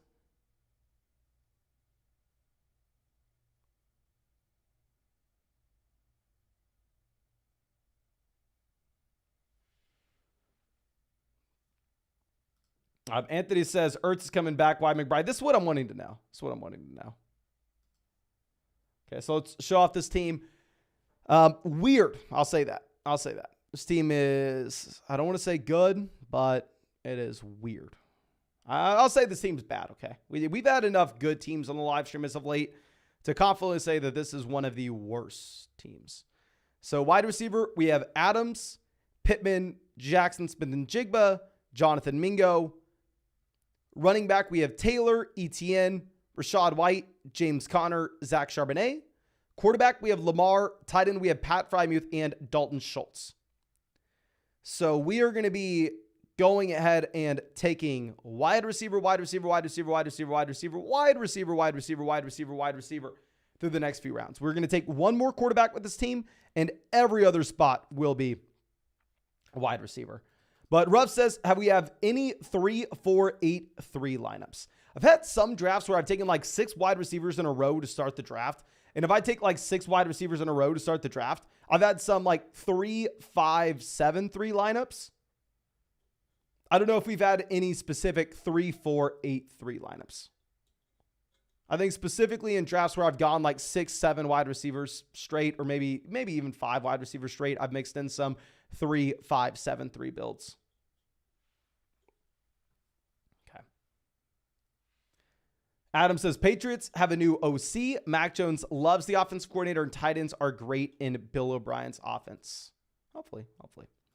Brett says, drop a like. We are close. Yeah, looks like somehow, some way, we are about to hit freaking 600 likes in this live stream and fire up a third draft. Gabriel out here from Brazil. Love to see it, my friend. Love to see it. Will says, smash the like button. No sleep till Brooklyn. Okay. I'm running off pure, going back to what I was saying, me falling off the wagon in terms of working out and what I've been eating as of late. Just had no motivation. I'm running off pure banana bread lately. Like, I may have not eaten anything, so if I pass out on this live stream at about 7 p.m., just understand why. Josh says, have you had any team with only 3 running backs? No, if anybody drafts a team with 3 running backs, I'm confident in saying that they are bad. They want to look like they're smart. They want to look like they are going through and making a unique build. And oh my gosh, if I have 10 wide receivers with this team, I'm going to get some rent. No. If you have 3 running backs, if you are going to advance to the fantasy football playoff tournament, and then you are going to advance past round 15, and then you are going to advance past round 16, those running backs will have had to be so good that every single other team in round 17 in the fantasy football tournament will be with the same exact running back. So trying to get a unique build from the rest of the field, 3 running backs just really doesn't allow for it. 4 running backs can definitely work, but if someone's going through and drafting 3 running backs, don't do it. Don't do it. Okay.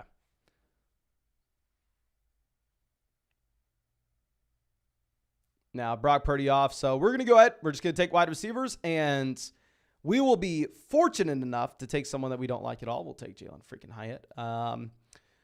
Side of that, do we have anything that correlates here? Minnesota, we do not have a Viking, and we have no shot to take a Viking later on. The Rams, we have no Los Angeles Ram, and we have no shot to take a Ram later on.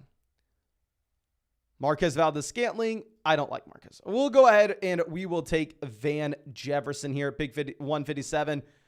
Maybe he's just the wide receiver 2 for the Rams. In reality, the wide receiver 2 is probably going to be Tyler Higbee, and honestly, probably there's going to be no value with the wide receiver 2 because Cooper Kupp's going to see a 30% team target share. But we'll go ahead and we will take Van Jefferson there. It is what it is. Garaba says, is it possible to win a best ball tournament in the finals without having the highest scoring player at their position for week 17? This is something that I was very surprised about last year. So first off, let me show this team. And I honestly thought when we were drafting these underdog teams that for you to win week 17, when you are in a massive large field tournament, that you legitimately needed to have the best imaginable lineup, that you had to have the highest scoring player at each position. That was my assumption with these underdog drafts until last year. I won a couple smaller field tournaments. They were high stakes leagues. So I was the only person to win multiple underdog tournaments last year to my knowledge, season long tournaments, that is. And there we definitely had not close to the best team imaginable in either instance, but they were smaller field tournaments. So they're not going to be as applicable of what you have with like a puppy draft here. But the team that won Best Ball Mania for $2 million on Underdog last year did not even have Mike Evans. If y'all remember, Mike Evans dropped like 45 points, and that team did not have Evans. And there were other teams in the final round of Best Ball Mania that did.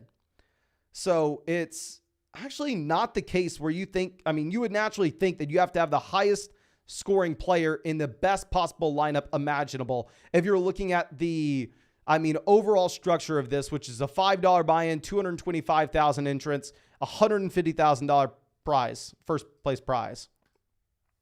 You would think that, at least I thought that, and honestly, we were wrong. Okay, Hayes says he had Brady though. Yes. Now let's move this down. Dominic says 0 quarterback and 0 tight end is the new trendy build I'm hearing. Honestly, if you get enough wide receivers in there, maybe it'll work. Maybe. Okay, let's move this down.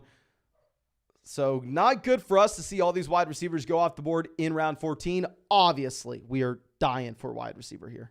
But we had 600 likes on this live stream, so we're going to go ahead. We're going to fire up another draft after this one. But let me just take a quarterback eventually here Once we get into QB, then we'll pivot and we'll bounce to the next draft after queuing up a bunch of wide receivers.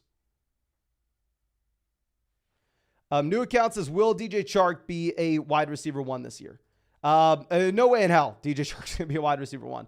I think DJ Chark could give you some spike weeks, and then DJ Chark could possibly be a top 24 guy. Now, does he have a shot to be a wide receiver 1? No. Okay. Now, Josh Downs goes 176.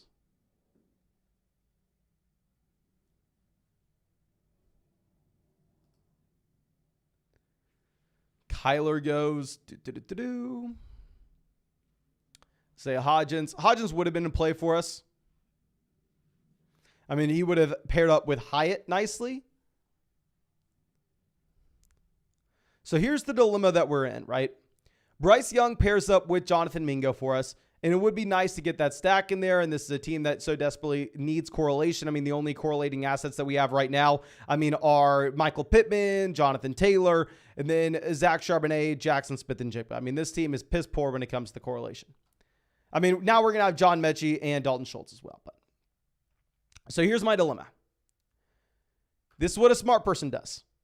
They either take Bryce Young or maybe they go CJ Stroud because you have, the combo of both John Mechie and Dalton Schultz at this point. But when you got a feeling, you got a feeling, ladies and gentlemen. I don't care what a smart person does. A smart person, yes, they take Young. Yes, they take Stroud. I get it. But when your heart, when your brain, when every ounce of your body is aligned together in a very special moment that very rarely ever happens, I don't know if you can pass up on it. We're going to go ahead. We've already lit this $5 on fire. This is already a bad team. Will Bryce Young and CJ Stroud, correlated with other wide receivers / tight ends on this team, save it? Most likely not. Will it build the brand if we take Trey Lance? Most likely, yes. So for those reasons, and also because Lance, you're seeing in my mind the majority of his value being derived as a rusher and very similar to Lamar Jackson, I'm fine with those rushing quarterbacks not being stacked. We will go ahead and we will take Lance. But let's show off this nasty team. Not nearly as good as the first team that we drafted. Hopefully our next one will be a little bit better. We just botched it at 12, but it is what it is. We'll fire up a wide receiver and a wide receiver right after this one. But we'll see. Okay. Let me cue this. And actually, I won't do this on the live stream. We'll do that on our phone. Let me hop in our next puppy draft. Thank you so much for everybody coming and hanging out with us, of course. Let's get in this bad boy. And it fills immediately. Literally immediately. Give us a good pick. Please, for the love of God, give me something to work with. We're at 1, ladies and gentlemen. All right, here we go. This is payback, all right? Y'all stuck me at 12 in the last one. Now, Nick is in this draft with us. We have a couple members of the flock. I believe Outcast, member of the flock, there at 8. Nick, member of the flock, at 9.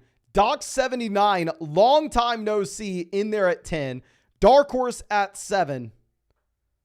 Ooh, Otto says he's in here at 3. Roman's in here at 12. Coco Ott Heat Clips is in here at 11. James got in at 7. Love it. Oh,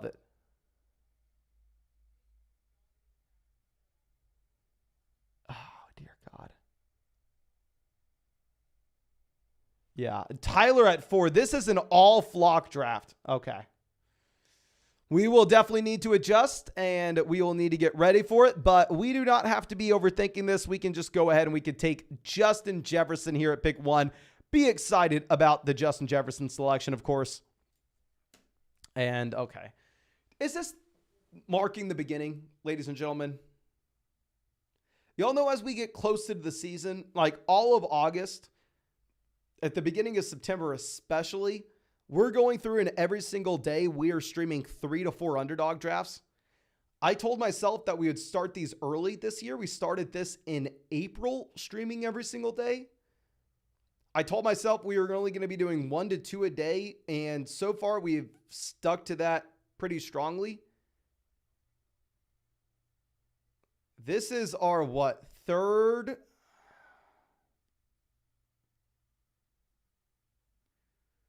This is our third draft of the live stream. Of course, y'all know I love this, but it's about pacing ourselves. There's a reason that nobody else does this. There's a reason that nobody else can do this. It does get grueling. It does get tiring. It wears you down after a while. So let's sit here and think. Let's look at this calendar. So we've been about 6 weeks or so. We've been live streaming these drafts every single day. We have about 95-ish days left. So we have like 12 weeks left. And then we switched to live streaming question and answers, which is way more difficult than this, for about 4 hours a day. So I'm just trying to come up with a good like mark challenge to get a fourth draft going on a live stream, right? I feel like we can't just continue to go and fire up 5 drafts a day starting in June, or I'll never make it to September. So let's think about a couple things. One, so it's 350, then 600. So that's a 250 jump. We'll keep it a 250 jump. It'll be hard because obviously we top out at some point, but I don't want it to be easy for us to do 4 likes on a live stream just because I wouldn't be able to hang. I wouldn't be able to last until the start of the season, like I said. So we'll put the mark at 850 likes for a 4th live stream. I think that's fair. 800 would be way more obtainable, but this is a mark that I don't want to be obtainable.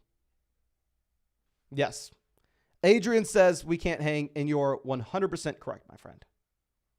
You're 100% correct. ER7 says don't forget the 24-hour live stream. Yes, if y'all don't know, last year we said if we had 100,000 subscribers on the channel, we would live stream fantasy football drafts for 24 hours straight. And ya boy, live stream fantasy football drafts for 24 hours straight. Now, as you can tell with my thinning hair and probably a few grays mixed in, took a lot out of us, and we've aged 10 years over the past 12 months. So our new goal, if we hit 200,000 subscribers on the channel, we will hit, and before the season starts, let me clarify, before the season starts, we will do another 24-hour live stream. There's nothing more difficult in the world.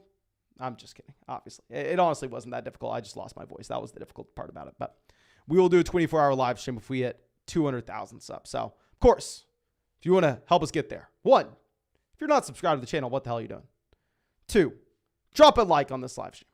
3, Underdog's the reason I can do this in the first place. If you enjoy these and you want to get in a draft with us, we'll be doing this every single day till the season starts. Go sign up for Underdog. Use promo code FLOCK. They'll match your first deposit dollar for dollar up to $100. You'll get our 2023 fantasy football rankings. You will get a free trial to flockfantasy.com. And most importantly, you can have a lot of fun getting in these drafts with us. Okay. Now, yep, this is a flock draft. You have quarterbacks falling to round 3. So, let's see what happens.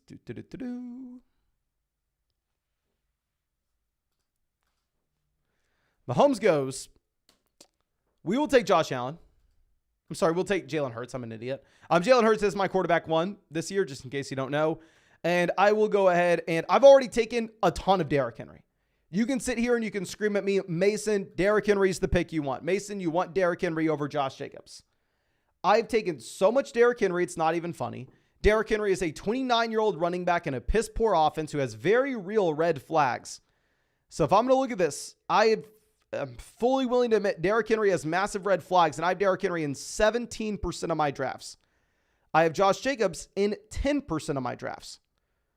So I need to bump up my exposure to Josh Jacobs, pivot off of Derrick Henry in some of these spots.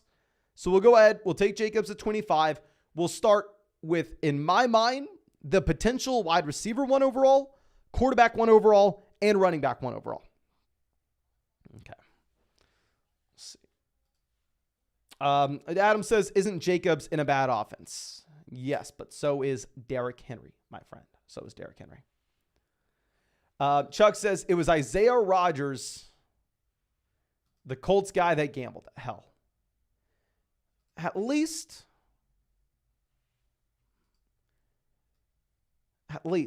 it was not Michael Pittman, Jonathan Taylor, Anthony Richardson, Josh Downs, Alec Pierce. At least that was not the case. Okay. Now we have Deebo Samuel going off the board here.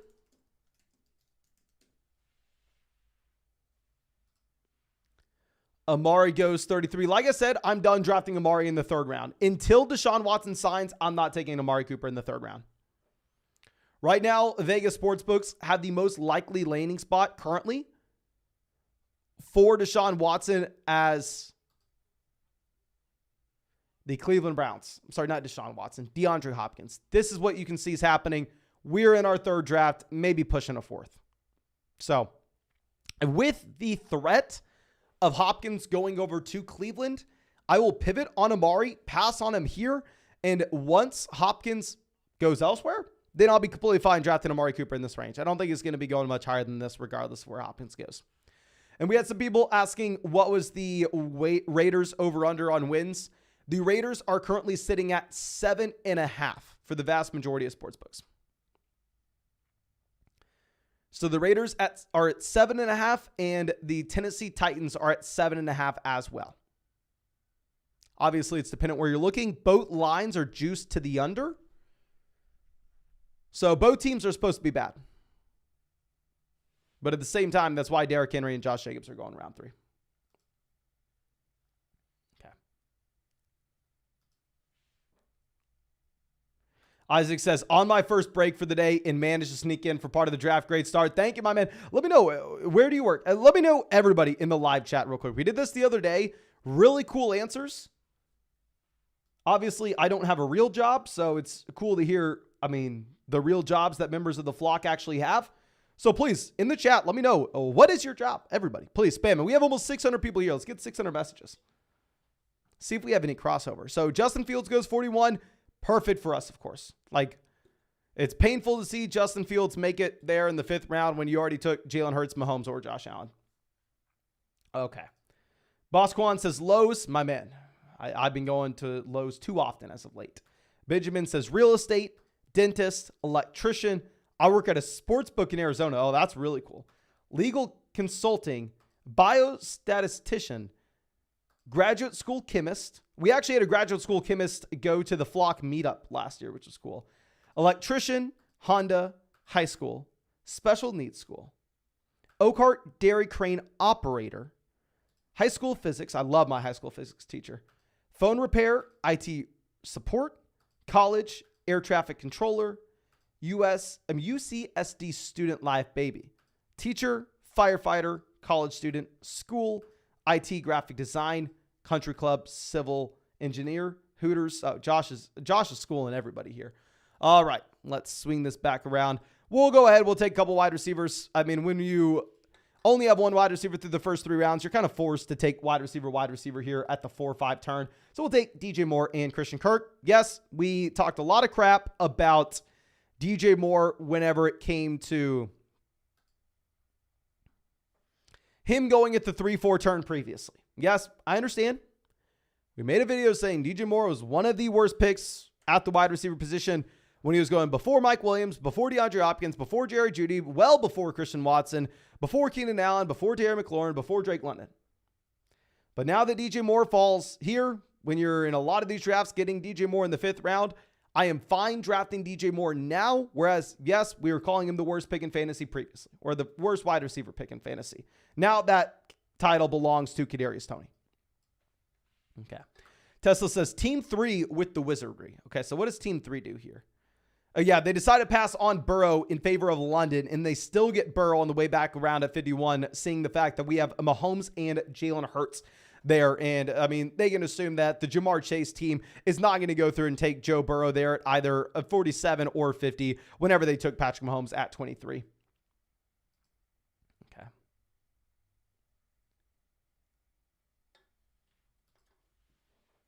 Now, Justin Herbert off the board at pick 54. Pittman goes 55. I'm honestly a little scared. Are we close to 850 likes? We're at 664. So we're like 190 away. Okay, we're not going to hit it. Okay.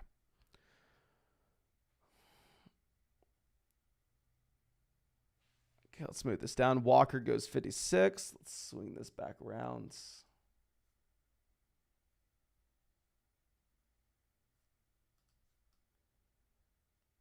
Okay, Kenneth Walker, 56.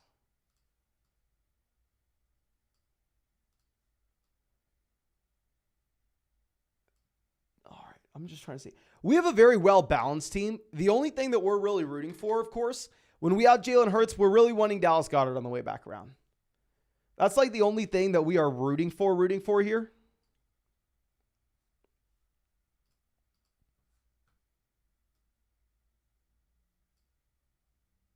Okay, let's show this off.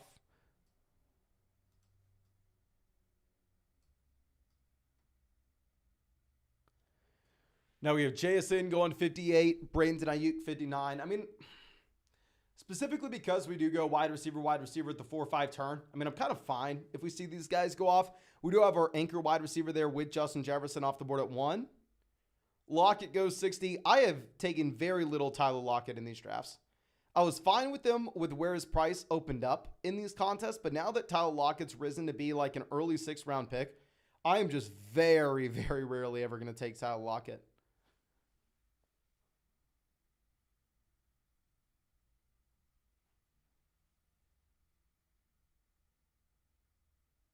Miguel says he was in a draft with us earlier today. Hopefully I didn't embarrass myself, my man. Yes, I think we did 2 or 3 drafts today off the live stream. But Sanders goes 82. Dobbins 60. Oh, God, I am just... Y'all can hear my voice. I am lost. Okay, see if Hollywood Brown falls as far as he did in the other one. Obi Doby says, are there flex spots in Underdog? Yes. So let me pull this up so you can see. So Underdog, you are going to be starting 1 quarterback, 2 running backs, 3 wide receivers, a tight end, a flex, and then you have 10 bench spots. And then obviously with this being best ball with no waiver wire moves during the season and you don't submit your own starting lineup, roster construction is extremely important. It is more important than anything else here.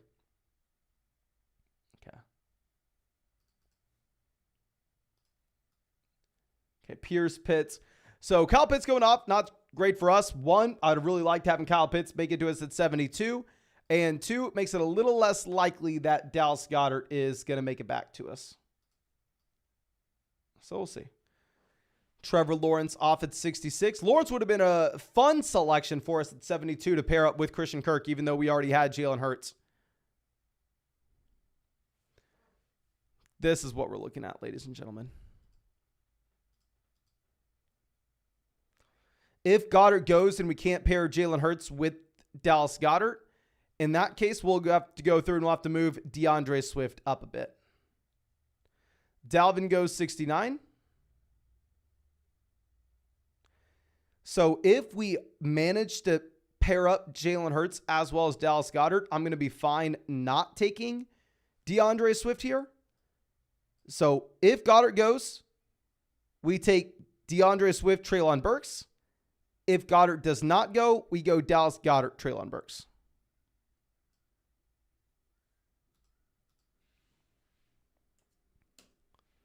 And we probably shouldn't have said that and literally just let Clamp know what we're doing. But Clamp goes picking. So we're going to go ahead. We'll take Dallas Goedert as well as Treylon. Can we mix in Swift? No, we're not going to mix in Swift. We'll go Burks. We'll find running back value later on. I mean, I would honestly rather get a few more wide receivers early and then be able to take 6 RBs. Okay. So let's move this. Tony goes 74. We honestly probably shouldn't have said that we were going to pass on Tony. I mean, I'm assuming if someone's out here hanging out with us in the live stream every single day, they probably know Kadarius Toney's not in play for us there. I just could never do that Tony price. I don't know. And then with Swift, I'm completely fine taking DeAndre Swift when he falls to the middle of round 7. Yes, we went through and we said that he was a horrendous selection whenever DeAndre Swift was going at the beginning of round 6, sometimes the end of round 5. I think his fall has been warranted, and I think DeAndre Swift is a much more appealing price at this point. And yeah, I mean, I'll be fine taking Swift with where he goes here. Like I said, I mean, when we have Jalen Hurts, obviously we want to grab another pass catcher in Philadelphia. So if we weren't able to get Dallas Goedert, then at that point, DeAndre Swift definitely would have been a play for us.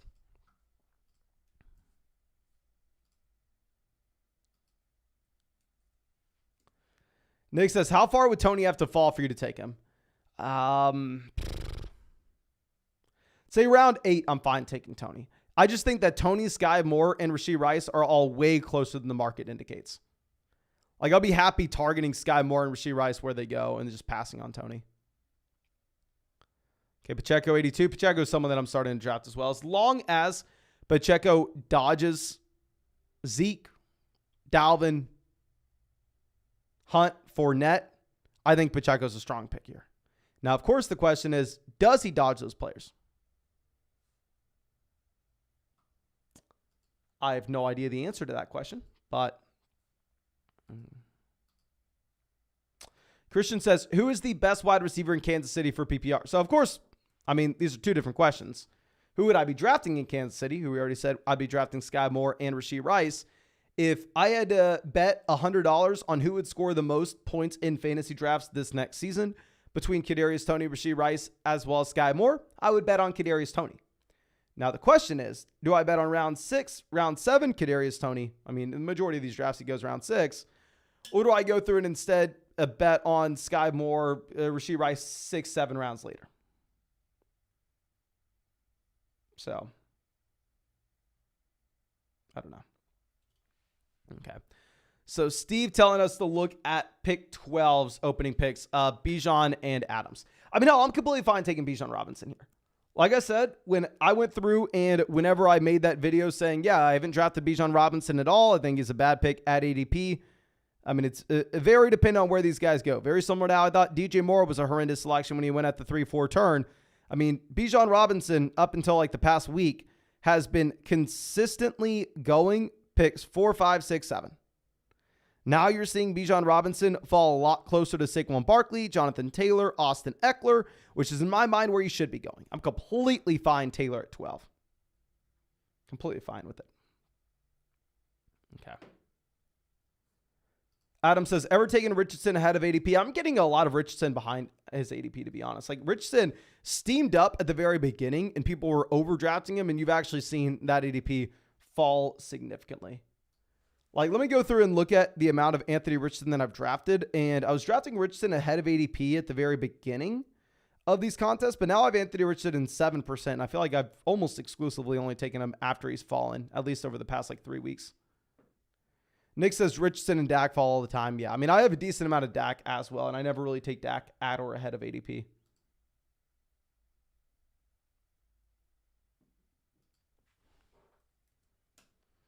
Okay, Zay Flowers goes 94.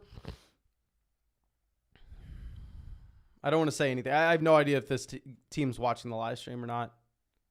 They have Mahomes, Stevenson, Rodgers, Chase, Pickens, Tony, Hawkinson. So, yeah, they have Mahomes and Tony paired up. So, I mean, it made sense taking Tony behind ADP there. They go Kamara. James Cook's definitely in play.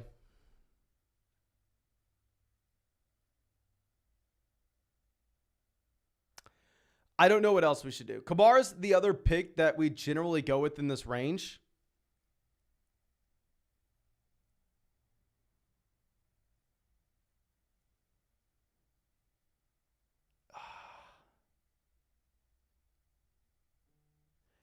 We'll go ahead and we'll do Anthony Richardson. It is what it is. Maybe we will take Adam's question as a sign to go through and take Anthony Richardson. I'm taking a lot of Alvin Kamara round 9 just because the range of outcomes. I like the ceiling case for Kamara. I don't know what to think with Richardson here at 97. It is what it is. We'll just take him. We'll take him. Okay. Now, I think we had a question. I don't know what I think of the Richardson pick. So wide receiver, we have Jefferson, DJ Moore, Christian Kirk, Treylon Burks. Quarterback, we have Jalen Hurts paired up with Dallas Goedert. Running back, we have Josh Jacobs, James Cook, and then we also have Anthony Richardson as our QB2. So one issue, and honestly, maybe why we should make the argument on passing on Richardson here, is given the fact that whenever we're at 12, right, and we go through and take Jalen Hurts as well as Anthony Richardson, we are clearly broadcasting to everybody, we are not taking another quarterback through the rest of this draft. No matter what happens, I'm not taking another quarterback through the rest of this draft, right? So if you're looking at this and you're number 2 here, you're Clamp, right? And you're going, oh, okay, I love the quarterback value that I have here at pick 119. But there's also a wide receiver I kind of want. When you know I'm never going to take another quarterback, it doesn't matter how far that guy falls. He can go through and he can just take whatever wide receiver he wants at 119. I won't get access to him, and then he'll still get his quarterback on the way back around. Or kind of the same thing here with Pete. I mean, if Clamp goes through and takes another quarterback soon, of course, I can't speak for Clamp. I don't know what he'll do, but you can almost assume that they'll be done taking quarterbacks as well.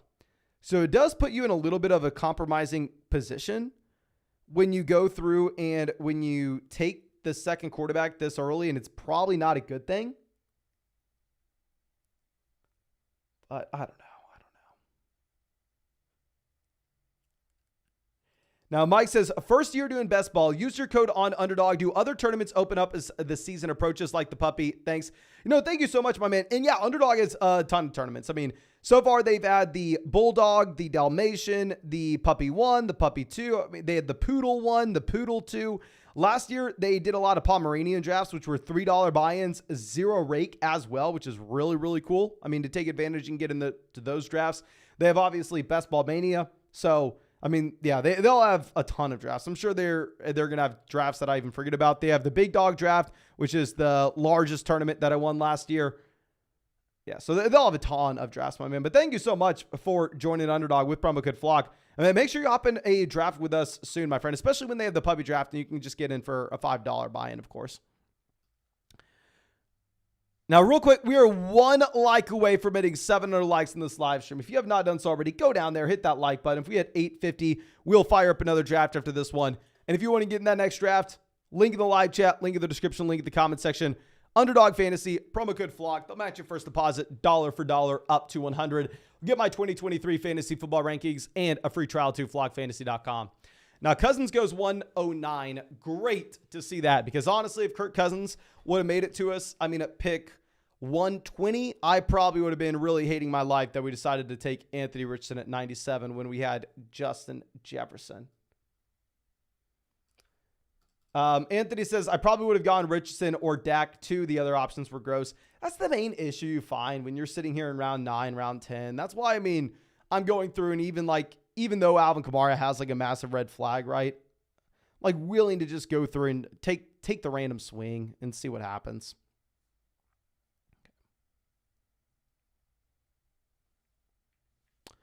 Moving this down, Penny goes 112. Samaje Perine goes 113. Penny, not necessarily someone I'm looking to pair up with Jalen Hurts, just given the fact that you assume Penny's not going to be the guy catching passes in this backfield. So, I think you can see a spike week for Jalen Hurts and have the involvement of DeAndre Swift, for instance. I just don't know how confident you would be in the same thing with or Rashad Penny, of course. Okay, so we could go Zay. Need to be quiet.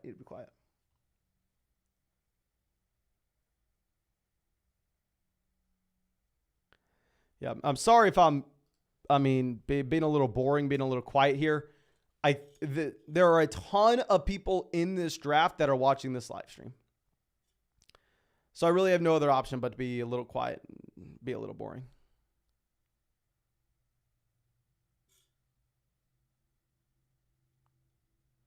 Okay, Elijah Mitchell goes 117. Y'all know I love Elijah Mitchell. I mean, Khalil Herbert goes 118. Y'all know I've been taking a lot of Khalil Herbert in the 11th round as well. So, I mean, interesting spot here. We do have a couple correlating options. I'm assuming Clamp goes Sky Moore. Y'all know we were talking about Sky Moore being, in my mind, the preference over Kadarius Toney at cost. They go McKinnon 119. I should have passed on Richardson in favor of Daniel Jones, but I didn't know Daniel Jones was going to make it to us at 120. Here are the three options we're looking at: Devon Achane, Jacoby Myers, and Zay Jones. We need a running back. Devon Achane at the same time is a pretty big value past ADP, 8 picks. So F it. We'll let Devon Achane go off the board here. When it comes to Myers and Zay Jones, both options do correlate for us. Where we have Jacobs, we have Christian Kirk. I actually kind of like the Zay Jones-Christian Kirk pairing in that we can make a bet, and I'm not saying it's going to happen, but it is a possibility, right? Like, fantasy football is a game of probabilities. You never really know exactly what's going to happen this next season. And it is in the range of outcomes for this next year for, say, a very disappointing season. Let's put it that way. A very disappointing season from Calvin Ridley, where Calvin Ridley is pretty much a non-factor this next season. And if that were to be the case, then maybe that's how you hit on both Christian Kirk and at the same time, Zay Jones. So of course we're reaching here. Of course we're trying to tell ourselves a story, but it's kind of what you have to do in these drafts. You have to go through some mental gymnastics, try to figure out what could happen for your team to have multiple pieces hitting with only one action. And I think if you only had that, if you just had that one action of, Calvin Ridley not being that guy, Calvin Ridley not returning to his 2020 form, then maybe this is a team that works out. Nick says, everyone let Mingo fall back to Mason. For the love of God, no. Cam says, Mason, I'm really late to this party today because of work, but my wife told me I had a mustard-colored shirt in the mail. Heck yeah. Love it, my man. Super happy to hear it. Super happy to hear it. Okay, Russ goes 130. Goff, Daniel Jones. So this is going back to what we were talking about previously, right? So Clamp probably wanted Daniel Jones. It obviously doesn't impact us too much because we weren't really going to be looking at McKinnon regardless. But he probably wanted Daniel Jones over Jarrett McKinnon. But because he knew we had already taken Jalen Hurts as well as Anthony Richardson, he already knew that he didn't have to go through and take Daniel Jones at 119. He could take the skill positional option and then still get Daniel Jones making it back around to him at 122, pretty much guaranteed. So, that's what we were talking about previously and saying that maybe the Anthony Richardson selection, when you're there at the turn and you're just broadcasting to everybody exactly what you're going to be doing through the rest of the draft, probably is not ideal.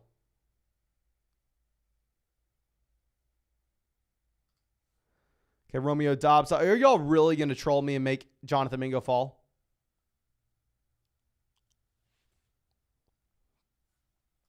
Y'all have to be kidding, right? Now, it kind of goes without being said, Alec Pierce will be a target for us here at the end of this round since we have Anthony Richardson. Now, I'm not going to sit here and cry if Alec Pierce does end up going before us because, if you are looking at Anthony Richardson in particular, very similar to Lamar Jackson and Trey Lance in the last draft, I'm not necessarily going through and drafting Anthony Richardson because I think he's going to be leading the NFL in passing volume or go out there and have a bunch of games where he has 300 to 350 passing yards. The reason I am drafting Anthony Richardson is just strictly because the rushing upside, rushing yards, rushing touchdowns. So, it's not like we can sit here and say that it's not important at all to be building in that correlation with Richardson. It's just not mandatory. Whereas I feel like if you're drafting like Joe Burrow, if you're going to go through a draft Trevor Lawrence, you kind of need some of their pass catchers, right? You can't get away from it. You're not going to see a massive spike week without one of their pass catchers also having a great performance. Okay. But yeah, Alec Pierce goes 139, so we're not going to get Alec Pierce. It is what it is. We already have 5 wide receivers. Our 5 wide receivers being Jefferson, DJ Moore, Christian Kirk, Treylon Burks, Zay Jones. Okay, Higbee goes off the board.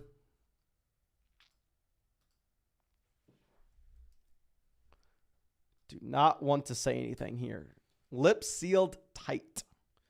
Okay, the year 2 tight end in Tennessee off the board. So he would have been a strong selection for us to go through and pair up with Treylon Burks and get the correlating pieces that way and make that one bet that the Tennessee Titans passing offense was going to be a little better than the market indicated. Clamp on the clock. Only has 3 wide receivers. You could see most likely a need at receiver. They go DJ Chark. Yep, like we were saying. I think Komet's a pretty strong pick here. I mean, I think Greg Dulcich is very comparable. We're going to break the tie in that we took DJ Moore. So maybe the Chicago Bears passing offense is a little bit better than people expect. We go Komet here. I think we're only going to draft 2 tight ends with Dallas Goedert as well as Cole Komet. And we'll go ahead. We'll take the value when it falls in Kondre Miller here as our 4th running back. Maybe you see some random touchdowns. You don't really know. So we'll go ahead and we will take him. Okay. Kurt says, hey, Mason, wore my flock merch to school. They gave me a swirly because I only draft for week 17 correlation. Yeah. I mean, I hope that they taught you a lesson, my friend. But if not, I want to put out the bat signal. I want to put out the flock signal. Give Curtis another swirl if you see him only drafting for week 17 correlation again. Okay, so yeah, so far wide receiver, we have Jefferson, DJ Moore, Christian Kirk, Treylon Burks, Zay Jones. Tight end, we have Dallas Goedert, Cole Komet. Quarterback, we have Jalen Hurts, Anthony Richardson. So if you're looking at the correlating pieces we have Jalen Hurts paired up with Dallas Goedert. We have Christian Kirk paired up with Zay Jones. We have Cole Komet paired up with DJ Moore. And I believe that's it. Okay. Let's move this down. We have Raheem Mostert, Tank Bigsby going off. We still need running backs. Now, the question is, are we going to take 5 or 6 RBs with this build? I think a lot of smart people would only take 5. Now, of course, when I think that these late round wide receivers are in general not great, I'm kind of willing to go through and take that 6th guy.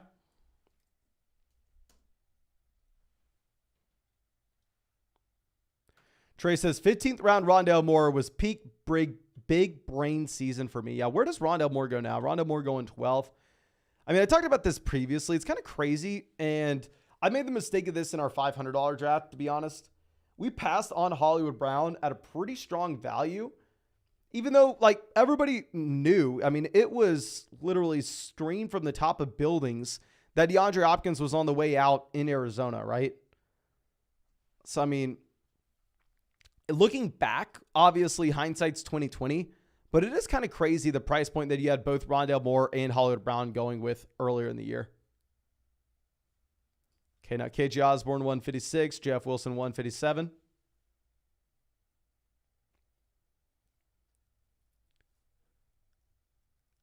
Okay, what are we wanting? Algier. Just essentially, we're done at tight end as well. So we're just looking at running back, wide receiver from here on out. Van Jefferson goes 159. I would have liked the Van Jefferson pick. There's still a couple other guys that I really like.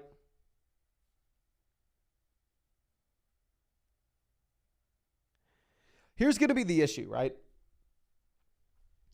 We can obviously still get Josh Downs and pair him up with Anthony Richardson. In some non-flock drafts, I think there's a shot that we could pass on Downs here at the turn and still get him on the way back around. But I think the probability of that happening now is slim to none. So we're probably going to go ahead and honestly have to reach for Josh Downs here on this turn. I wouldn't do this if I didn't just think that Josh Downs was a very strong pick here. Even regardless of having Anthony Richardson, I kind of like Josh Downs in this range. Everett goes, Irv Smith Jr. off the board. Obviously great for us. Buster Boys only has 1 QB. If they were to take quarterback, you have Kyler falling. They go Shaheed instead. I mean, they have Josh Allen. Yeah, they didn't need to take Kyler Murray. I mean, you can just punt quarterback too. Wan'Dale goes 165. Wan'Dale Robinson, definitely one of my favorite wide receivers in this range. Someone that I've already taken a lot of, and I definitely want to take more. Let me see, how much Wan'Dale have I taken? Let me see this. I've taken 10% Wan'Dale Robinson. Now, I guess it's probably because I took him in the $500 draft. If you're looking at dollar amount, he is one of my most drafted players. Josh Downs is also one of my most drafted players if you're looking at dollar amount. I don't want to say most drafted, most invested into. Or, God, that was horrible grammar. We'll take Zeke just because I think Zeke is one of these players that could see a massive swing in ADP, either down or up. That's what we're looking for in these tournaments, as we've already mentioned. And we'll go ahead and we'll take Josh Downs here as our wide receiver 6 to pair up with Anthony Richardson. Looking at our wide receiver room, honestly, I think our wide receiver room is good enough where we can't afford to take a 6th running back. So what we're going to do in the rest of this draft is we're going to take one more running back, and then we're going to go through and take a wide receiver. I'm sorry, we take wide receiver, wide receiver, wide receiver, wide receiver. Nick says Downs my most drafted player. He falls to me in like the 17th round every draft, I swear. Like I was saying, I mean, if this was not a flock draft, I think there was an outside chance that we could get Josh Downs round 17 at the 16-17 turn. But if I already like him in this range, and I think specifically drafting with y'all, I have no shot, I'll go ahead. I'll take Josh Downs here at 169. But we are about oh my gosh, it's maybe possible to get another draft going after this. We're about 100 likes away from firing up a 4th draft. Honestly, looking at the like to viewer ratio, I'd imagine that everybody watching this has already hit the like button on this live stream. So I thank you greatly for it. And honestly, I don't know how much energy I have left to fire up another draft.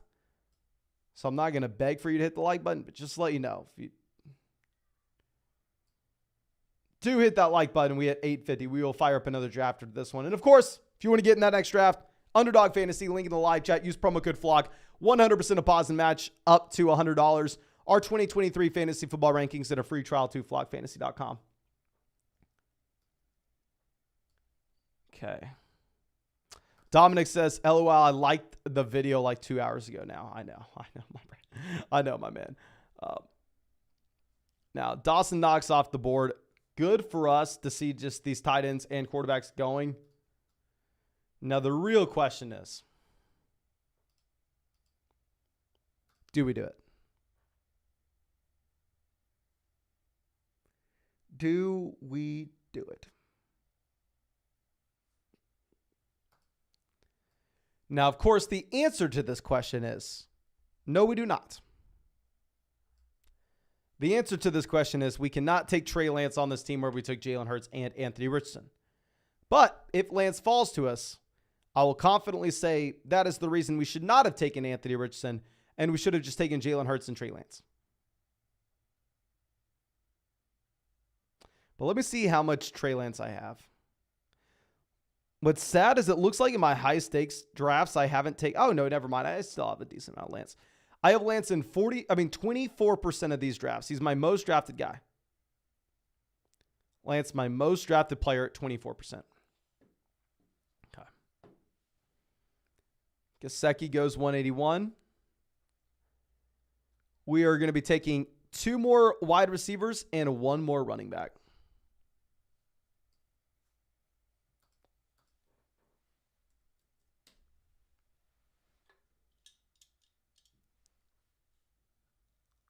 Okay, Lance goes 182, so we don't even need to be tempted.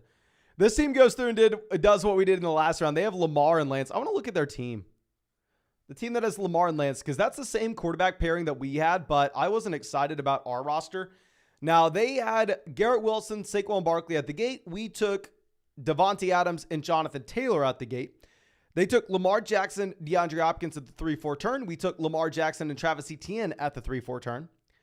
I believe we took Michael Pittman as well as Jackson Smith and Jigba here. They take Ayuk and Miles Sanders. Then they go Waller, Montgomery, Juju, Brian Robinson, Rashee Rice, Dalton Schultz, Jalen Hyatt, Tyler Higbee, Taysom Hill, Trey Lance. It is interesting. It is interesting.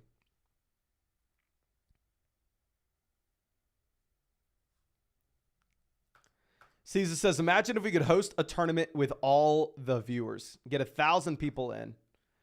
Honestly, we could. We have so many members of the flock at this point that Underdog should launch a tournament just for flock members.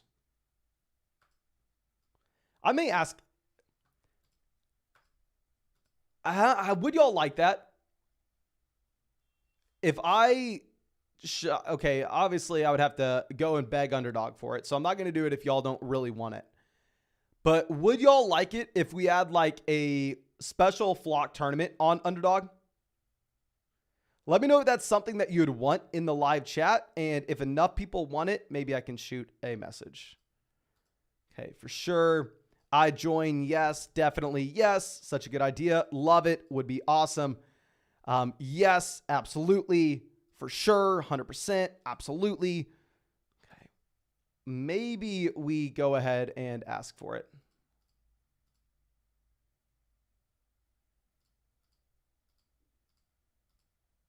Okay. Oh, crap. Well, we need to make a pick now. We're going to go ahead. We'll take Chuba Hubbard as one of these guys. Leonard Fournette was already off.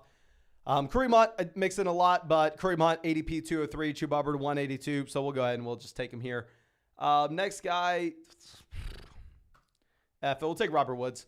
And then it looks like we have no shot hitting 850 likes with where we currently sit. So probably just queue up our last wide receiver and then bounce from here. I'll give y'all. No, I'm not going to do that. I'm very, very hungry. I really want to go get dinner, but we'll sit here until the very end, just in case on the off chance that we hit 850. Okay, but let's go ahead and move this down. So wide receiver, we have Jefferson, DJ Moore, Christian Kirk, Treylon Burks, Zay Jones, Josh Downs, Robert Woods. And we're going to take one more wide receiver. Quarterback, we have Jalen Hurts, Anthony Richardson. Tight end, we have Dallas Goedert, Cole Kmet.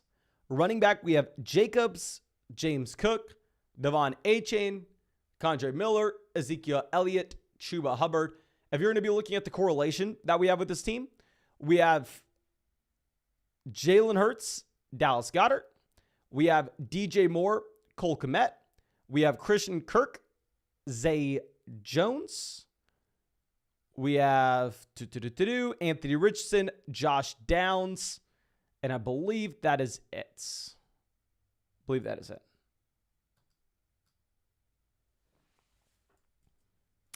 Alex says, everyone start making second YouTube accounts. Seriously, do not do this or we'll get banned off YouTube. For the love of God, if YouTube flags that is happening and we get banned, do not do that. For the love of God, please. Okay.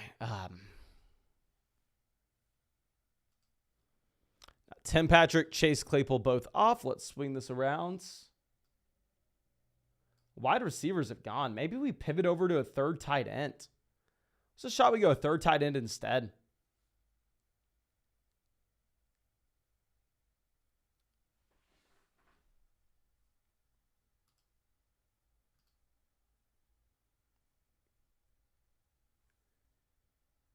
Okay, we're definitely not going 3 QBs. We're definitely not going with another running back. If we were to do anything crazy here, and if we were to pivot, we take a third tight end. Probably not happening.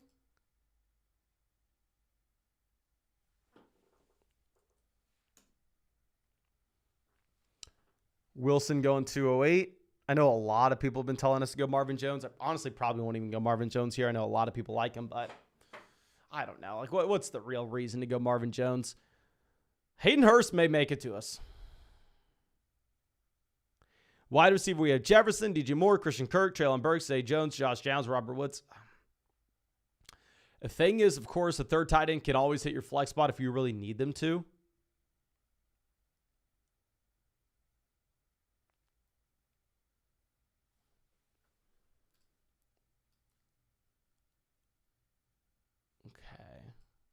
Hayden Hurst goes. So we are just going to take a wide receiver. We are just going to take Paris Campbell here most likely. If not, we'll get Terrace Marshall. We'll get Richie James. We'll grab one of these guys. But again, thank you so much, ladies and gentlemen, for hanging out with us in the stream. Really do appreciate y'all. Y'all are crazy, the fact that so many of y'all came and hung out with us for so damn long today and every single freaking day. So thank you so much for everything. Really, really do appreciate y'all. And as always, we're going to be streaming these drafts every single day until the start of the season. So if you want to get in a draft with us, go sign up for Underdog. Use promo code FLOCK. 100% deposit match. All rankings and a free trial to flockfantasy.com. But thank you, ladies and gentlemen. Really, really, really appreciate y'all more than you could ever imagine. And really hope I get to see you tomorrow with the live stream.